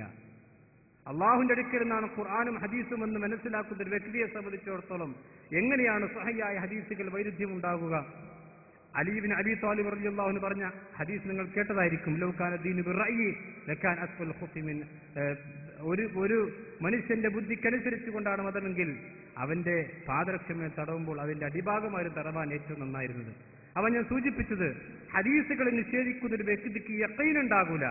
ദീനിൽ ഉറച്ചൊരു കാര്യം, ഒരു ഹദീസിനെ ആത്മവിശ്വാസത്തോടുകൂടി സ്വീകരിക്കാൻ പറ്റൂല. കാരണം എന്താ? നമുക്കറിയാം 2005 വരെ സിഹിറിന്റെ ഹദീസിന് കുഴപ്പമില്ല. 2005 ജനുവരി മാസത്തിൽ ശബാബിൽ സിഹിറിന്റെ ഹദീസിനെ സംബന്ധിച്ച് ചോദ്യം വന്നു, ഇത് ഖുർആനെതിരാണോ? ശബാബ് കൊടുത്ത മറുപടി എന്താ? ഖുർആനെതിരല്ല. പക്ഷെ 2005 2015 എത്തിയപ്പോൾ ഖുർആനിന്റെ 10ഓളം ആയത്തുകൾക്ക് ഈ ഹദീസ് എതിരാകുന്നു. സുബ്ഹാനല്ലാഹ്. ആദ്യം 3 ആയത്തായിരുന്നു, പിന്നെ 5 ആയത്തായി, ഇപ്പൊ 10 ആയത്തായി. എന്തുകൊണ്ട്? അതാ ഹദീസ് നിഷേധികൾക്ക് യഖീനുണ്ടാകൂല. ദീനിൽ ഒരു കാര്യം ഉറച്ചു വിശ്വസിക്കാൻ ആമന്ന വസദ്ദഖന എന്ന് ആത്മവിശ്വാസത്തോടുകൂടി പറയാൻ അവർക്ക് കഴിയില്ല. ഈച്ച വെള്ളത്തിൽ വീണാൽ നിങ്ങളത് മുക്കിയിട്ടേ കുടിക്കാവൂ എന്ന് പറയുന്ന പ്രവാചകന്റെ ഹദീസ്, ശാസ്ത്രം പോലും കൃത്യമായി തെളിയിച്ച ഹദീസ്. ആദ്യം ചേകനൂർ വന്നിട്ട് പറഞ്ഞു ഈച്ച ജ്യൂസ് കുടിപ്പിക്കാണ് മുസ്ലിമീങ്ങൾ. റസൂലുള്ളാഹി ആരും അങ്ങനെ കുടിപ്പിച്ചിട്ടില്ല. അവൻ കുടിക്കുകയാണെങ്കിൽ അങ്ങനെ കുടിക്കാൻ പറ്റുള്ളൂ എന്ന് പറഞ്ഞു. അല്ല, ഈച്ച വീണ വെള്ളം നിർബന്ധമായും ഒരു മനുഷ്യൻ കുടിച്ചേ തീരൂ, അത് ചിന്തിയാൽ നരകത്ത് പോകുമെന്നൊന്നും പ്രവാചകൻ പറഞ്ഞിട്ടില്ല. ഒരു മനുഷ്യന്റെ മനസ്സ് ആഗ്രഹിക്കുന്നില്ല, അത് കുടിക്കേണ്ടതില്ല. നേരെ മറിച്ച് അവൻ കുടിക്കുകയാണെങ്കിൽ അവൻ മുക്കിയിട്ടേ കുടിക്കാവൂ. എന്തുകൊണ്ട്? പ്രവാചകൻ കാരണം പറഞ്ഞു, അതിന്റെ ഒരു ചെറുകിൽ രോഗമുണ്ട്, മറ്റേ ചെറുകിൽ രോഗശമനമുണ്ട്. അബ്ദുസ്സലാം സുല്ലമി എന്ന് പറയുന്ന വ്യക്തി പറയുന്നു, പിന്നെ ഈച്ചയുടെ കാലിലാണ് രോഗാണുക്കളുള്ളത്, ചിറകിലില്ല. യഥാർത്ഥത്തിൽ ശാസ്ത്രം അറിയാത്തത് കൊണ്ടാണ്. ശാസ്ത്രം അറിയില്ല, ഹദീസും അറിയില്ല. അങ്ങനെയാണ് ഹദീസ് നിഷേധികൾക്ക്. അവർക്ക് ഖുർആനും അറിയില്ല, ശാസ്ത്രവും ഇല്ല, ഹദീസും അറിയില്ല. ശാസ്ത്രി നെറ്റിൽ പോയി പരിശോധിച്ച് നോക്കി ഈച്ചയുടെ എവിടെയാണ് രോഗാണു ഉള്ളത്. പ്രവാചകൻ വഹയിന്റെ അടിസ്ഥാനത്തിൽ പറഞ്ഞാൽ ഇനി ഈച്ചയുടെ ചിറകിലല്ല, ഇനി കാലിലുണ്ട്, കാലിൽ രോഗാണുണ്ട് എന്ന് ശാസ്ത്രം പറഞ്ഞത് മുസ്ലിം വിശ്വസിക്കേണ്ടതുണ്ടാ? ശാസ്ത്രം റസൂൽ പറഞ്ഞിടത്തേക്ക് എത്തിയിട്ടില്ല. ഇൻഷാ അല്ലാഹ് ചിറകിൽ അതുണ്ടെന്ന് തെളിയിക്കപ്പെടും. അതാണ് മനുഷ്യൻ വിശ്വസിക്കേണ്ടത്. അല്ലാതെ ശാസ്ത്രം പറഞ്ഞ ഐസക് ന്യൂട്ടൻ പറഞ്ഞ ഞാൻ അംഗീകരിക്കും, റസൂൽ പറഞ്ഞാൽ അംഗീകരിക്കില്ല എന്ന് പറഞ്ഞാൽ അത് യഖീനില്ലാത്തതുകൊണ്ട് കുറവ്. അത് ഞാൻ പറഞ്ഞത് 4ാമത്തെ അപകടം. ഒരു ഹദീസ് നിഷേധിയെ സംബന്ധിച്ചിടത്തോളം ഇസ്ലാമിന്റെ ഒന്നും യഖീനോടുകൂടി അംഗീകരിക്കാൻ കഴിയില്ല. പ്രവാചകൻ സുബഹി നമസ്കരിച്ചതിന് ശേഷം സൂര്യോദയം വരെ ആ പള്ളിയിൽ ഇരുന്നു എന്ന് ഇമാം മുസ്ലിം ഉദ്ധരിക്കുന്ന ഹദീസാണ്. 2 റക്അത്ത് കൂടി അവൻ നമസ്കരിച്ചാൽ ഹജ്ജിന്റെയും ഉംറയുടെയും കൂലി കിട്ടുമെന്ന് പണ്ഡിതന്മാർ ഹസനായി രേഖപ്പെടുത്തിയ ഹദീസാണ്. പക്ഷേ അത് ജൂതന്മാരുണ്ടാക്കിയ ഹദീസാണെന്നാണ് ഇപ്പോൾ ഈ റമദാനിൽ ശബാബിൽ വന്ന ലേഖനം. സുബ്ഹാനല്ലാഹ്. എങ്ങനെയാണ് സുഹൃത്തുക്കൾ, എത്ര അപകടകരമാണ് ഹദീസ് നിഷേധം എന്ന് പറഞ്ഞാൽ. ഇസ്ലാമിന്റെ ആണിക്കല്ലുകളെ ഓരോന്നോരോന്നായിക്കൊണ്ട് ഇളക്കി മാറ്റുന്ന ഇത് അപകടമാണ്. എന്തുകൊണ്ട് ഈ അപകടം അവർക്ക് സംഭവിക്കുന്ന സുഹൃത്തുക്കളെ? യഖീൻ ഉണ്ടാകൂല. പ്രവാചകൻ പറഞ്ഞത് സ്വഹീഹായ പരമ്പരയോട് തെളിഞ്ഞാൽ പോലും തന്റെ ബുദ്ധിക്കെതിരാണെന്ന് പറഞ്ഞുകൂടി നിഷേധിച്ചാൽ യഖീൻ ഉണ്ടാവുകയില്ല. 5ാമത്തെ അപകടം, ഹദീസ് നിഷേധികൾ യഥാർത്ഥത്തിൽ തകർക്കുന്ന ഇസ്ലാമിന്റെ അടിത്തറയാണ്. കാരണം റസൂൽ കരീം സല്ലല്ലാഹു അലൈഹി വസല്ലം പറഞ്ഞു, ഞാൻ നിങ്ങളിലേക്ക് വിട്ടേച്ചു പോകുന്നു, തറക്തു ഫീക്കും അംറൈൻ ലൻ തദില്ലു മാ തമസ്സക്തും ബിഹിമാ. രണ്ട് കാര്യങ്ങളാണ് ഞാൻ നിങ്ങളിൽ വിട്ടേച്ചു പോകുന്നത്. ഖുർആൻ മാത്രമല്ല, 2 കാര്യങ്ങൾ. കിതാബുല്ലാഹ്, അള്ളാഹുവിന്റെ കിതാബും വസുന്നത്ത് നബി സല്ലല്ലാഹു അലൈഹി വസല്ലം, റസൂലുള്ളാഹിന്റെ സുന്നത്തും. എന്നിട്ട് ലൻ യതഫറഖ, പ്രവാചകൻ പറഞ്ഞ ആ വാചകം നമ്മൾ ശരിക്കും അടിവരണം. ഖുർആനും സുന്നത്തും ലൻ യതഫറഖ, ആ ഖുർആനും സുന്നത്തും ഒരുപോലെയാണ് പോകേണ്ടത്. അതൊരിക്കലും വേർപിരിയുകയില്ല. ഹത്താ യരിദ അലയ്യൽ ഹൗം, എന്റെ അടുക്കൽ, ഹൗദിന്റെ അടുക്കൽ ആ ഖുർആനും സുന്നത്തും വരുന്നത് വരെ അവിടെ നിന്നാണ് അത് വേർപിരിയ. ദുനിയാവിൽ വെച്ച് ഖുർആനെയും ഹദീസിനെയും ഒരിക്കലും വെട്ടിമാറ്റാൻ, വേർപ്പെടുത്താൻ കഴിയില്ല എന്ന് പ്രവാചകൻ പറഞ്ഞു. പക്ഷെ ഹദീസുകളെ മാറ്റി നിർത്തിയാൽ ഇസ്ലാമിന്റെ പകുതി നശിപ്പിക്കപ്പെടുകയാണ്. അതുകൊണ്ട് തന്നെ എന്താണ് ഇസ്ലാം? ആരാണ് പ്രവാചകൻ? എന്തായിരുന്നു പ്രവാചകന്റെ സ്വഭാവം? പ്രവാചകന്റെ സ്വഭാവത്തിന്റെ മഹിമകളെന്ത്? പ്രവാചകന്റെ കുടുംബത്തിന് പെരുമാറ്റമെന്ത്? പ്രവാചകൻ തന്റെ അനുയായികളോട് പെരുമാറിയതെന്ത്? പ്രവാചകൻ ഒരു ഭർത്താവായതെങ്ങനെ? ഒരു ഭരണാധികാരിയായതെങ്ങനെ? ഒരു രാജ്യത്തിലെ നേതാവായതെങ്ങനെ? ഇതൊന്നും വിശുദ്ധ ഖുർആൻ വിശദമായി പരാമർശിക്കപ്പെട്ടിട്ടില്ല. അപ്പൊ ഇസ്ലാമിന്റെ അടിത്തറയാണ് യഥാർത്ഥത്തിൽ സഹോദരങ്ങളെ ഹദീസുകൾ നിഷേധിക്കുന്നതിലൂടെ ഹദീസ് നിഷേധികൾ നടത്തിക്കൊണ്ടിരിക്കുന്നത്. നിങ്ങൾ നോക്കൂ, പ്രവാചക സല്ലല്ലാഹു അലൈഹി വസല്ലമയുടെ ഹദീസുകൾ പലപ്പോഴും ഈ അടിത്തറകളെ സംശയത്തിന്റെ നിഴലാക്കുക എന്നുള്ളത് ഇസ്ലാമിന്റെ ശത്രുക്കളുടെ അജണ്ടയാണ്. പ്രവാചകന്റെ ഹദീസ് അങ്ങനെയാണല്ലോ ചില ആളുകൾ പറയാം. ഖുർആൻ എന്ന് പറഞ്ഞാൽ അൽഹംദുലില്ലാഹ് മാഷാ അല്ലാഹ് ഒരു ചെറിയ ചട്ടക്കുള്ളിൽ ഭദ്രമാണ്, ആർക്കും സംശയമില്ല. ഹദീസ് എന്ന് പറഞ്ഞാൽ കുറെ സഹീഹുണ്ട്, അതിൽ കുറെ ലഈഫ് ഉണ്ട്, കുറെ ബുഖാരിയിലുണ്ട്, കുറെ അൽബാനിൽ സഹിയ എന്ന് പറയും, ഇയാൾ സഹിയ അല്ല എന്ന് പറയും. ആകപ്പാടെ പ്രശ്നം. യഥാർത്ഥത്തിൽ നിങ്ങൾ ആത്മവിശ്വാസത്തോടുകൂടി കേട്ടോളൂ, മനസ്സിലാക്കിക്കോളൂ. പ്രവാചകൻ സല്ലല്ലാഹു അലൈഹി വസല്ലം വഹയിന്റെ അടിസ്ഥാനത്തിൽ ഈ ഉമ്മത്തിന് പഠിപ്പിച്ച ഒരൊറ്റ ഹദീസ് പോലും, ഒരൊറ്റ ഹദീസ് പോലും മുസ്ലിം സമൂഹത്തിന് നഷ്ടപ്പെട്ടിട്ടില്ല. അത് നഷ്ടപ്പെടാൻ അള്ളാഹ് സമ്മതിക്കൂല. ഇന്നാ നഹ്നു നസ്സൽന ദിക്റ വ ഇന്നാ ലഹു ലഹാഫിദൂൻ. നിശ്ചയമായും ഈ ദിക്റിനെ നാം ഇറക്കിയതാണ്, അത് അള്ളാഹ് തന്നെ സംരക്ഷിക്കുമെന്ന് വിശുദ്ധ ഖുർആൻ അള്ളാഹ് പഠിപ്പിച്ചതാണ്. ആ ദിക്റിൽ ഖുർആനും സുന്നത്തും പെടുമെന്നാണ് ലോകത്തുള്ള സലഫുകൾ മുഴുവൻ രേഖപ്പെടുത്തിയിട്ടുള്ളത്. നിങ്ങൾ നോക്കൂ, ഖുർആൻ സംരക്ഷിക്കപ്പെട്ട ഹദീസുകൾ സംരക്ഷിക്കപ്പെടുന്നില്ലെങ്കിൽ ഞാൻ നേരത്തെ പറഞ്ഞ അപകടം സംഭവിക്കൂലേ? അപ്പൊ യഥാർത്ഥത്തിൽ ഇസ്ലാമിനെ തകർക്കുന്ന ശത്രുക്കളുടെ അജണ്ടയാണ് സഹോദരങ്ങളെ പ്രവാചകന്റെ ഹദീസുകളെ നിരാകരിക്കുക എന്നുള്ളത്. ഹദീസുകൾക്ക് മേൽ സംശയത്തിന്റെ നിഴലുകൾ ഉണ്ടാക്കുക. എന്താ ഹദീസ് എന്ന് പറഞ്ഞാൽ? അത് പിന്നെ 2 നൂറ്റാണ്ട് കഴിഞ്ഞ് കെട്ടിയുണ്ടാക്കിയതല്ലേ. സുബ്ഹാനല്ലാഹ്, നിങ്ങൾ ശരിക്കും മനസ്സിലാക്കണം. ഒരിക്കലുമല്ല പ്രവാചകൻ സല്ലല്ലാഹു അലൈഹി വസല്ലമയുടെ ഹദീസുകൾ പ്രവാചകൻ സല്ലല്ലാഹു അലൈഹി വസല്ലം ജീവിച്ചിരിക്കുമ്പോൾ തന്നെ രേഖപ്പെടുത്തപ്പെട്ടിട്ടുണ്ട്. അലി ഇബ്നു അബീ ത്വാലിബ് റളിയല്ലാഹു അൻഹു സഹീഫത്തു അലി എന്ന ഹദീസിന്റെ ഗ്രന്ഥമുണ്ടായിരുന്നു. അബ്ദുല്ലാഹ് ഇബ്നു അംർ ഇബ്നു ആസ് റളിയല്ലാഹു അൻഹു ഹദീസ് എഴുതി വെച്ചിരുന്നു അദ്ദേഹം. അപ്പൊ ചില ആളുകൾ പറഞ്ഞു, യാ അബ്ദുല്ലാഹ്, പ്രവാചകൻ പറയുന്ന എല്ലാ കാര്യവും എഴുതി വെക്കുകയാണോ? പ്രവാചകൻ ദേഷ്യം പിടിച്ച് പലതും പറയും, സന്തോഷത്തിന്റെ സന്ദർഭത്തിൽ പ്രവാചകൻ ഒക്കെ നീ എഴുതി വെക്കുകയാണോ? അപ്പൊ അബ്ദുല്ലാഹ് റളിയല്ലാഹു അൻഹു എഴുതി നിർത്തി. റസൂലുള്ളാഹി പ്രവാചകന്റെ അടുക്കൽ ചെന്ന് പറഞ്ഞു, ഞാൻ എഴുതിയിരുന്നു, പക്ഷെ ഖുറൈശികൾ എന്നെ എഴുത്ത് തടഞ്ഞു. പ്രവാചകൻ പറഞ്ഞു, ഒക്കെ നീ എഴുതിക്കോ, കാരണം എന്റെ ഈ പ്രവാചകൻ നാവ് പിടിച്ചു പറഞ്ഞു, എന്റെ ഇതിൽ നിന്ന് ഹക്കല്ലാത്ത ഒന്നും പുറത്തേക്ക് വരില്ല. അത് സന്തോഷത്തിന്റെ ഘട്ടമാണെങ്കിലും ദേഷ്യം പിടിച്ച നേരമാണെങ്കിലും ഹക്കല്ലാത്ത ഒന്നും എന്റെ വായിലൂടെ പുറത്തേക്ക് വരില്ല. അവൻ അബ്ദുല്ലാഹി ഇബ്നു അംർ ഇബ്നു ആസ് ഹദീസ് എഴുതി വെച്ചിരുന്നു. അലി ഇബ്നു അബീ ത്വാലിബ് എഴുതി വെച്ചിരുന്നു. മറ്റു സഹാബിമാർ എഴുതി വെച്ചിരുന്നു.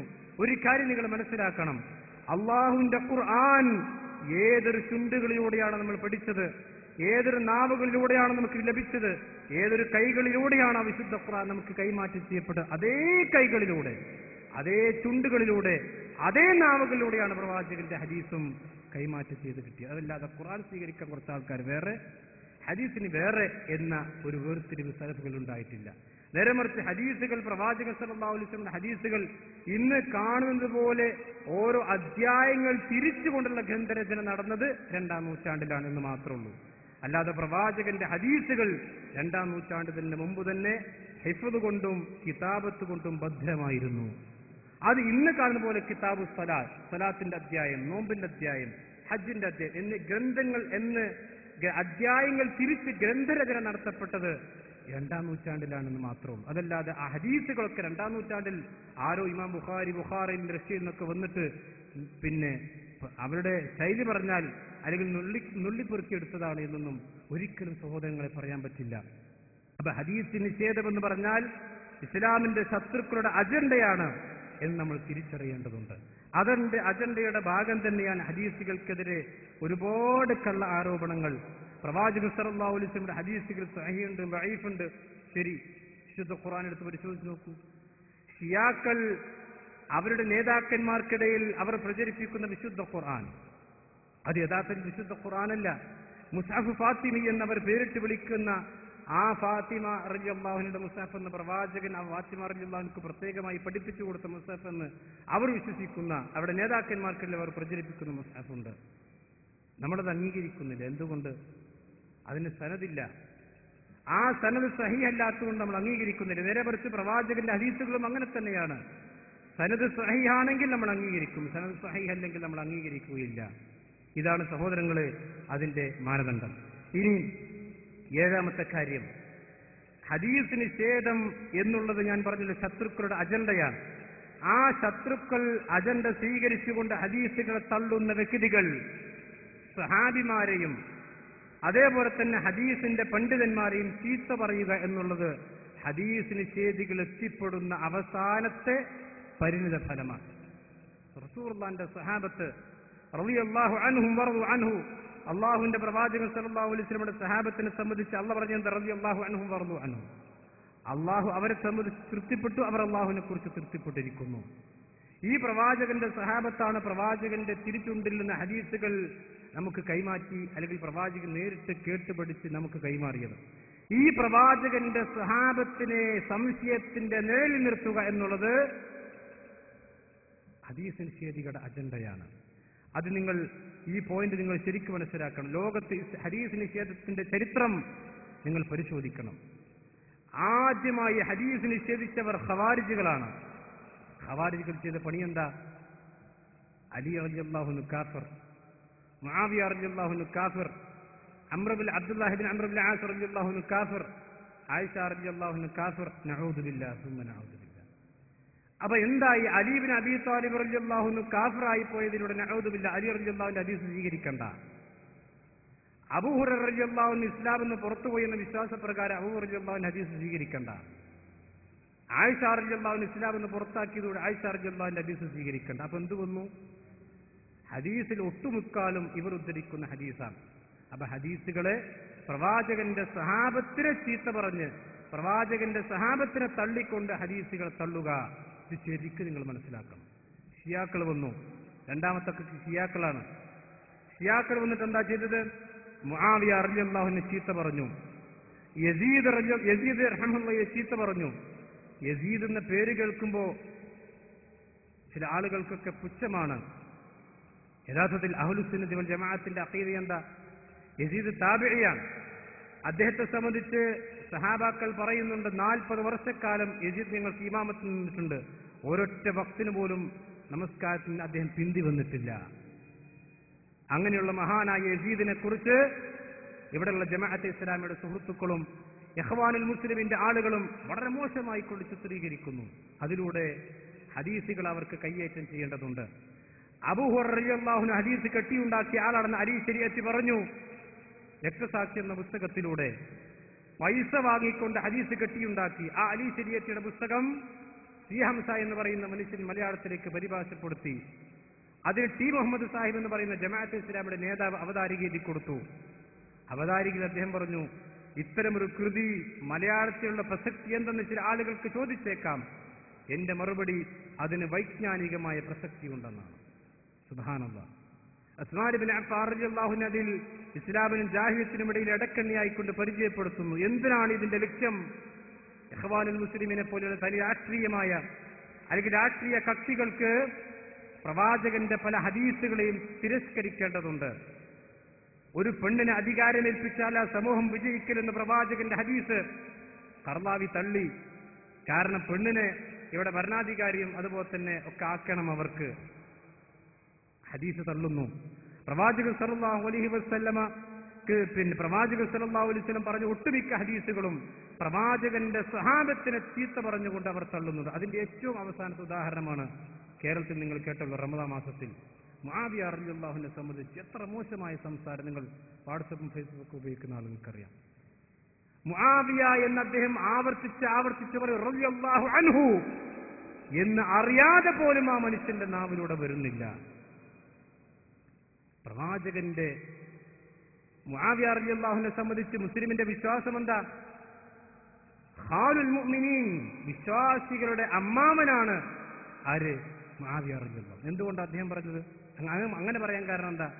മുആവിയ റളിയല്ലാഹുവിന്റെ പെങ്ങളാണ് ഉമ്മു ഹബീബ റളിയല്ലാഹു അൻഹ. റസൂലുള്ളാഹിന്റെ ഭാര്യയാണ്, റസൂലുള്ളാഹിന്റെ അളിയനാണ് ആര്? മുആവിയ റളിയല്ലാഹു അൻഹു. മുആവിയ റളിയല്ലാഹുവിന്റെ പെങ്ങളെയാണ് പ്രവാചകൻ കല്യാണം കഴിച്ചത്. അവർ റസൂൽ വിശ്വാസികളുടെ അമ്മാവനാണ്, ഖാലുൽ മുഅ്മിനീൻ. ആ മുആവിയ റളിയല്ലാഹുവിനെ കാട്ടുകള്ളൻ, നഊദു ബില്ലാഹ്, വിശുദ്ധ റമദാൻ മാസത്തിൽ ചീത്ത പറഞ്ഞു. പോരാഞ്ഞിട്ട് ആശാരിയം കടിച്ച് പിന്നെയും മുന്നോട്ട് എന്ന് പറഞ്ഞതുപോലെ അതിന് ന്യായീകരിക്കാൻ വീണ്ടും സംസാരിച്ചു. മുആവിയ റളിയല്ലാഹുവിനെ വീണ്ടും ഭത്സിക്കുന്നു. ഇത് ഹദീസ് നിഷേധികളുടെ അജണ്ടയാണ്. മുആവിയ റളിയല്ലാഹുവിനെയാണ് ആദ്യം പിടിക്കുക. കാരണം ഇസ്ലാമിക ചരിത്രത്തിൽ ഷിയാക്കൾ ഒരുപാട് കള്ളക്കഥകൾ കടത്തിക്കൂട്ടിയിട്ടുണ്ട്. മുആവിയ റളിയല്ലാഹുവിനെ സംബന്ധിച്ച് അല്ലാഹു നീ അദ്ദേഹത്തിന് ഹിദായത്ത് കൊടുക്കണമേ, അദ്ദേഹത്തെ കൊണ്ട് നീ ആളുകൾക്ക് ഹിദായത്ത് കൊടുക്കണമെന്ന് പ്രവാചകൻ പ്രാർത്ഥിച്ചിട്ടുണ്ട്. അല്ലാഹുമ്മ അല്ലിഹുൽ കിതാബ്, അല്ലാഹു നീ അദ്ദേഹത്തിന് എഴുത്തു പഠിപ്പിച്ചു കൊടുക്കണമെന്ന് റസൂലുള്ളാഹി സ്വല്ലല്ലാഹു അലൈഹി വസല്ലം പ്രാർത്ഥിച്ചിട്ടുണ്ട്. അപ്പൊ ഈ മനുഷ്യന്റെ വ്യാഖ്യാനം എന്താ? അപ്പൊ മുആവിയ റളിയല്ലാഹു എഴുത്തറിയാതെയാണ് റസൂലുള്ളാഹിന്റെ കൂടെ എഴുതാനിരുന്നത്. സുബ്ഹാനല്ലാഹ്. ഇതൊക്കെ കബറത്ത് കലിമത്തുൻ തഖ്റുജു മിൻ അഫ്വാഹിഹിം എന്ന് വിശുദ്ധ ഖുർആൻ പറഞ്ഞില്ല. അവരുടെ വായുടെ പുറത്തു വരുന്ന വാക്കുകൾ എത്ര ഗൗരവമുള്ളതാണ്. റസൂലുള്ളാഹിന്റെ സഹാബത്തിന് ലാ തസ്ബു അസ്ഹാബി, നിങ്ങൾ എന്റെ സഹാബത്തിനെ ചീത്ത പറയരുത്. റസൂൽ കരീം സല്ലല്ലാഹു അലൈഹി വസല്ലം പറഞ്ഞു, നിങ്ങളിൽ ഒരു മനുഷ്യൻ ഉഹുദ് മലയോളം സ്വർണം അള്ളാഹുവിന്റെ മാർഗത്തിൽ ചെലവഴിച്ചാലും റസൂലുള്ളാഹി സ്വല്ലല്ലാഹു അലൈഹി വസല്ലമയുടെ സഹാബത്ത് ചെലവഴിക്കുന്ന ഒരു മുദ്ദ് വേണ്ട, അതിന്റെ പകുതിക്ക് പോലും തുല്യമാവുകയില്ല. അബ്ദുല്ലാഹി ഇബ്നു ഉമർ റളിയല്ലാഹു അൻഹു പറഞ്ഞു, ഫലമഖാമു അഹദിഹിം സഅതൻ ഖൈറും മിൻ അമലി അഹദിക്കും 40 സന. ഇമാം അഹ്മദിന്റെ ഹദീസാണ്. അബ്ദുല്ലാഹി ഇബ്നു ഉമർ റളിയല്ലാഹു അൻഹു റസൂലുള്ളാഹിന്റെ സഹാബത്ത് എന്ന് പറഞ്ഞാൽ ആ പ്രവാചകന്റെ സഹാബത്ത് പ്രവാചകന്റെ കൂടെ ചെലവഴിച്ച ഒരു നിമിഷം നിങ്ങളുടെ ജീവിതത്തിൽ 40 വർഷം നിങ്ങൾ അമൽ ചെയ്യുന്നതിനേക്കാളും ഖൈറാണ് റസൂലുള്ളാഹി സ്വല്ലല്ലാഹു അലൈഹി വസല്ലമയുടെ കൂടെ ജീവിച്ച ഒരു നിമിഷമെന്ന് പ്രവാചകന്റെ സഹാബിയായ മുത്തബിഉസ് സുന്ന അബ്ദുല്ലാഹി ഇബ്നു ഉമർ റളിയല്ലാഹു അൻഹു പറയാൻ. അപ്പോൾ റസൂലുള്ളാഹിന്റെ സഹാബത്തിനെ ഇത് ഇവിടെ കൊണ്ട് നിൽക്കൂല. ശരിക്കും നിങ്ങൾ ചിന്തിക്കണം. ആദ്യം മുആവിയ റളിയല്ലാഹു അൻഹു പിടിച്ചു, അടുത്തത് അബൂ സുഫിയാനായി, അത് കഴിഞ്ഞാൽ പിന്നെ അബൂ ഹുറൈറ റളിയല്ലാഹു അൻഹു ആയിരിക്കും, അത് കഴിഞ്ഞാൽ പിന്നെ ആയിഷ ബീബി ആയിരിക്കും. ഇങ്ങനെ തന്നെയാണ് വരിക. ചേവനൂർ വന്നിട്ട് ആദ്യം പിടിച്ചതാരെയാണ്? ബുഖാരി. ലോക പൊള്ളനാണ്, ഒരു വസ്തു തിരിയാത്ത ആളാണ്. അപ്പൊ പിന്നെന്തായി? ബുഖാരി ധരിച്ച ഹദീസൊക്കെ ബാത്തിലായി. പിന്നെ പിടിച്ചു മുസ്ലിം അതിനേക്കാൾ വലിയ പോയത്തക്കാരനാണ്, നഊദുബില്ല, അദ്ദേഹത്തിന്റെ ഭാഷയാണ്. അപ്പൊ ബുഖാരി മുസ്ലിം ഉദ്ധരിച്ച ഹദീസ് തോട്ടുക്കായി.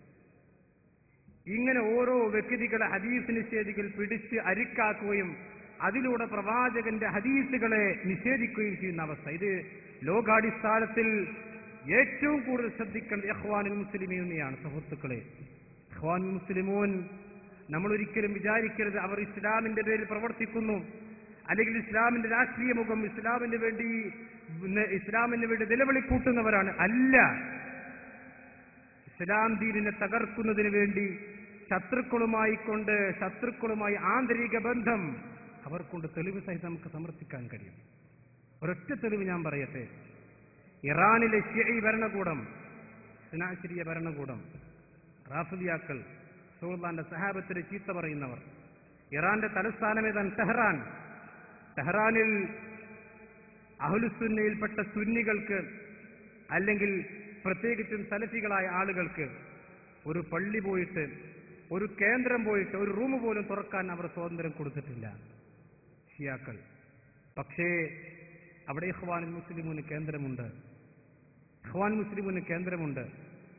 ലോകത്ത് കുറച്ചൊക്കെ അഹ്ലുസുന്നയുടെ അഖീദ അനുസരിച്ചുകൊണ്ട് ഭരണം നടത്തുന്ന ഭരണകൂടങ്ങൾ ലോകത്തുണ്ടല്ലോ, സൗദി അറേബ്യ പോലെ. ആ സൗദി ഭരണകൂടത്തെ നിശ്ചിതമായി വിമർശിക്കുകയും ആ സൗദി ഭരണകൂടത്തിനെതിരെ ആന്തരികമായ രീതിയിൽ വിപ്ലവങ്ങൾ സൃഷ്ടിക്കുവാൻ വേണ്ടി പരിശ്രമിക്കുകയും ചെയ്യുന്നവർ യഥാർത്ഥത്തിൽ ഇസ്ലാമിന്റെ ശത്രുക്കളെ സഹായിക്കുകയാണ്. ഇത് നിങ്ങൾ ശരിക്കും മനസ്സിലാക്കണം. ഇസ്ലാമിന്റെ രാഷ്ട്രീയ മുഖംമൂടി അണിവയും ജൂതന്മാരുമായും അതുപോലെ തന്നെ മറ്റുള്ള ആളുകളുമായി കൊണ്ടും ആന്തരിക ബന്ധം. റസൂലുള്ളാഹിന്റെ സഹാബത്തിനെ ചീത്ത പറഞ്ഞ ആരാണ്? റാഫിദിയാക്കളാണ്. അവിടെ പാരമ്പര്യമാണുള്ളത്. അപ്പൊ ഞാൻ പറഞ്ഞത്, പ്രവാചകൻ സല്ലല്ലാഹു അലൈഹി വസല്ലമയുടെ സഹാബത്തിനെ പിടിച്ചുകൊണ്ട്, പ്രവാചകന്റെ സഹാബത്തിനെ ആക്ഷേപിച്ചുകൊണ്ട് യഥാർത്ഥത്തിൽ ഹദീസുകളെ നിരാകരിക്കുന്ന അവസ്ഥ അപകടമാണ് സുഹൃത്തുക്കളെ.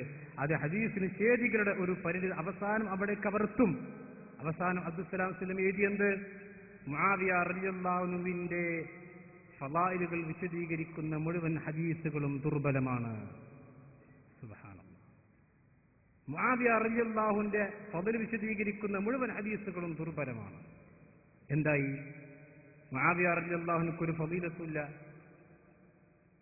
അവസാനം ഞാൻ പറഞ്ഞ ഹദീസ് നിഷേധികൾ പോയി റസൂലുള്ളാഹിന്റെ സഹാബത്തിനെ ചീത്ത പറയുന്ന, പ്രവാചകനെ തന്നെയും കളിയാക്കുന്ന അവസ്ഥയുണ്ടാകും. ഇനി ഏറ്റവും അപകടകരമായ ചില കാര്യങ്ങളിലേക്ക് ഞാൻ നിങ്ങളുടെ ശ്രദ്ധ കൊണ്ടുവരികയാണ്. നിങ്ങൾ നോക്കുക, ഹദീസ് നിഷേധികൾക്കുണ്ടാകുന്ന അവസാനത്തെ പരിണിതഫലമെന്ന് ചോദിച്ചാൽ അവർക്ക്, ഞാൻ നേരത്തെ പറഞ്ഞ യഖീൻ ഉണ്ടാകില്ല. മുമ്പ് പറഞ്ഞത് ഇനി എപ്പോഴാണ് മാറ്റി പറയുക എന്നറിയില്ല. അതിന് ചില ഉദാഹരണങ്ങൾ ഞാൻ നിങ്ങളുടെ ശ്രദ്ധയിൽ കൊണ്ടുവരാം. എന്റെ കയ്യിലുള്ളത് ഈ ജൂലൈ മാസത്തെ, ജൂലൈ മുതൽ സെപ്റ്റംബർ വരെയുള്ള അൽഫനാർ മാസികയാണ്.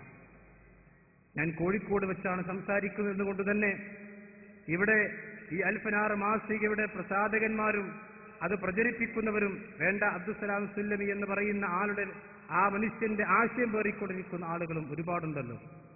സുഹൃത്തുക്കളെ, പരലോകം ആഗ്രഹിച്ചുകൊണ്ട് അള്ളാഹുവിന്റെ മുമ്പിലേക്ക് അള്ളാഹുവിന്റെ പ്രവാചകന്റെ ഹദീസുകളെ കളവാക്കുകയും നിഷേധിക്കുകയും ചെയ്ത് അള്ളാഹുവിന്റെ മുമ്പിലേക്ക് എത്തിയാൽ ഒരിക്കലും രക്ഷപ്പെടൂല. ജൂതന്മാരെക്കുറിച്ചും ക്രിസ്ത്യാനികളെക്കുറിച്ചും അള്ളാഹു പറഞ്ഞു, ഇത്തഖു അഹ്ബാറഹും വറുഹ്ബാനഹും അർബാബൻ മിൻ ദൂനില്ലാഹ്. അവർ അവരുടെ പണ്ഡിതന്മാരെയും പുരോഹിതന്മാരെയും അള്ളാഹ്ക്ക് പുറമെ റബ്ബുകളാക്കി. അലി ഇബ്നു ഹജ്ജ് റളിയല്ലാഹു അൻഹു ചോദിച്ചു, നബിയെ, അവരാരും റബ്ബായി ആരാധിക്കുന്നില്ല. നബി ചോദിച്ചു, അവരൊരു കാര്യം ഹലാലാണെന്ന് ദീൻ പ്രഖ്യാപിച്ചാൽ നിങ്ങൾ ഹലാലാക്കാറുണ്ടോ?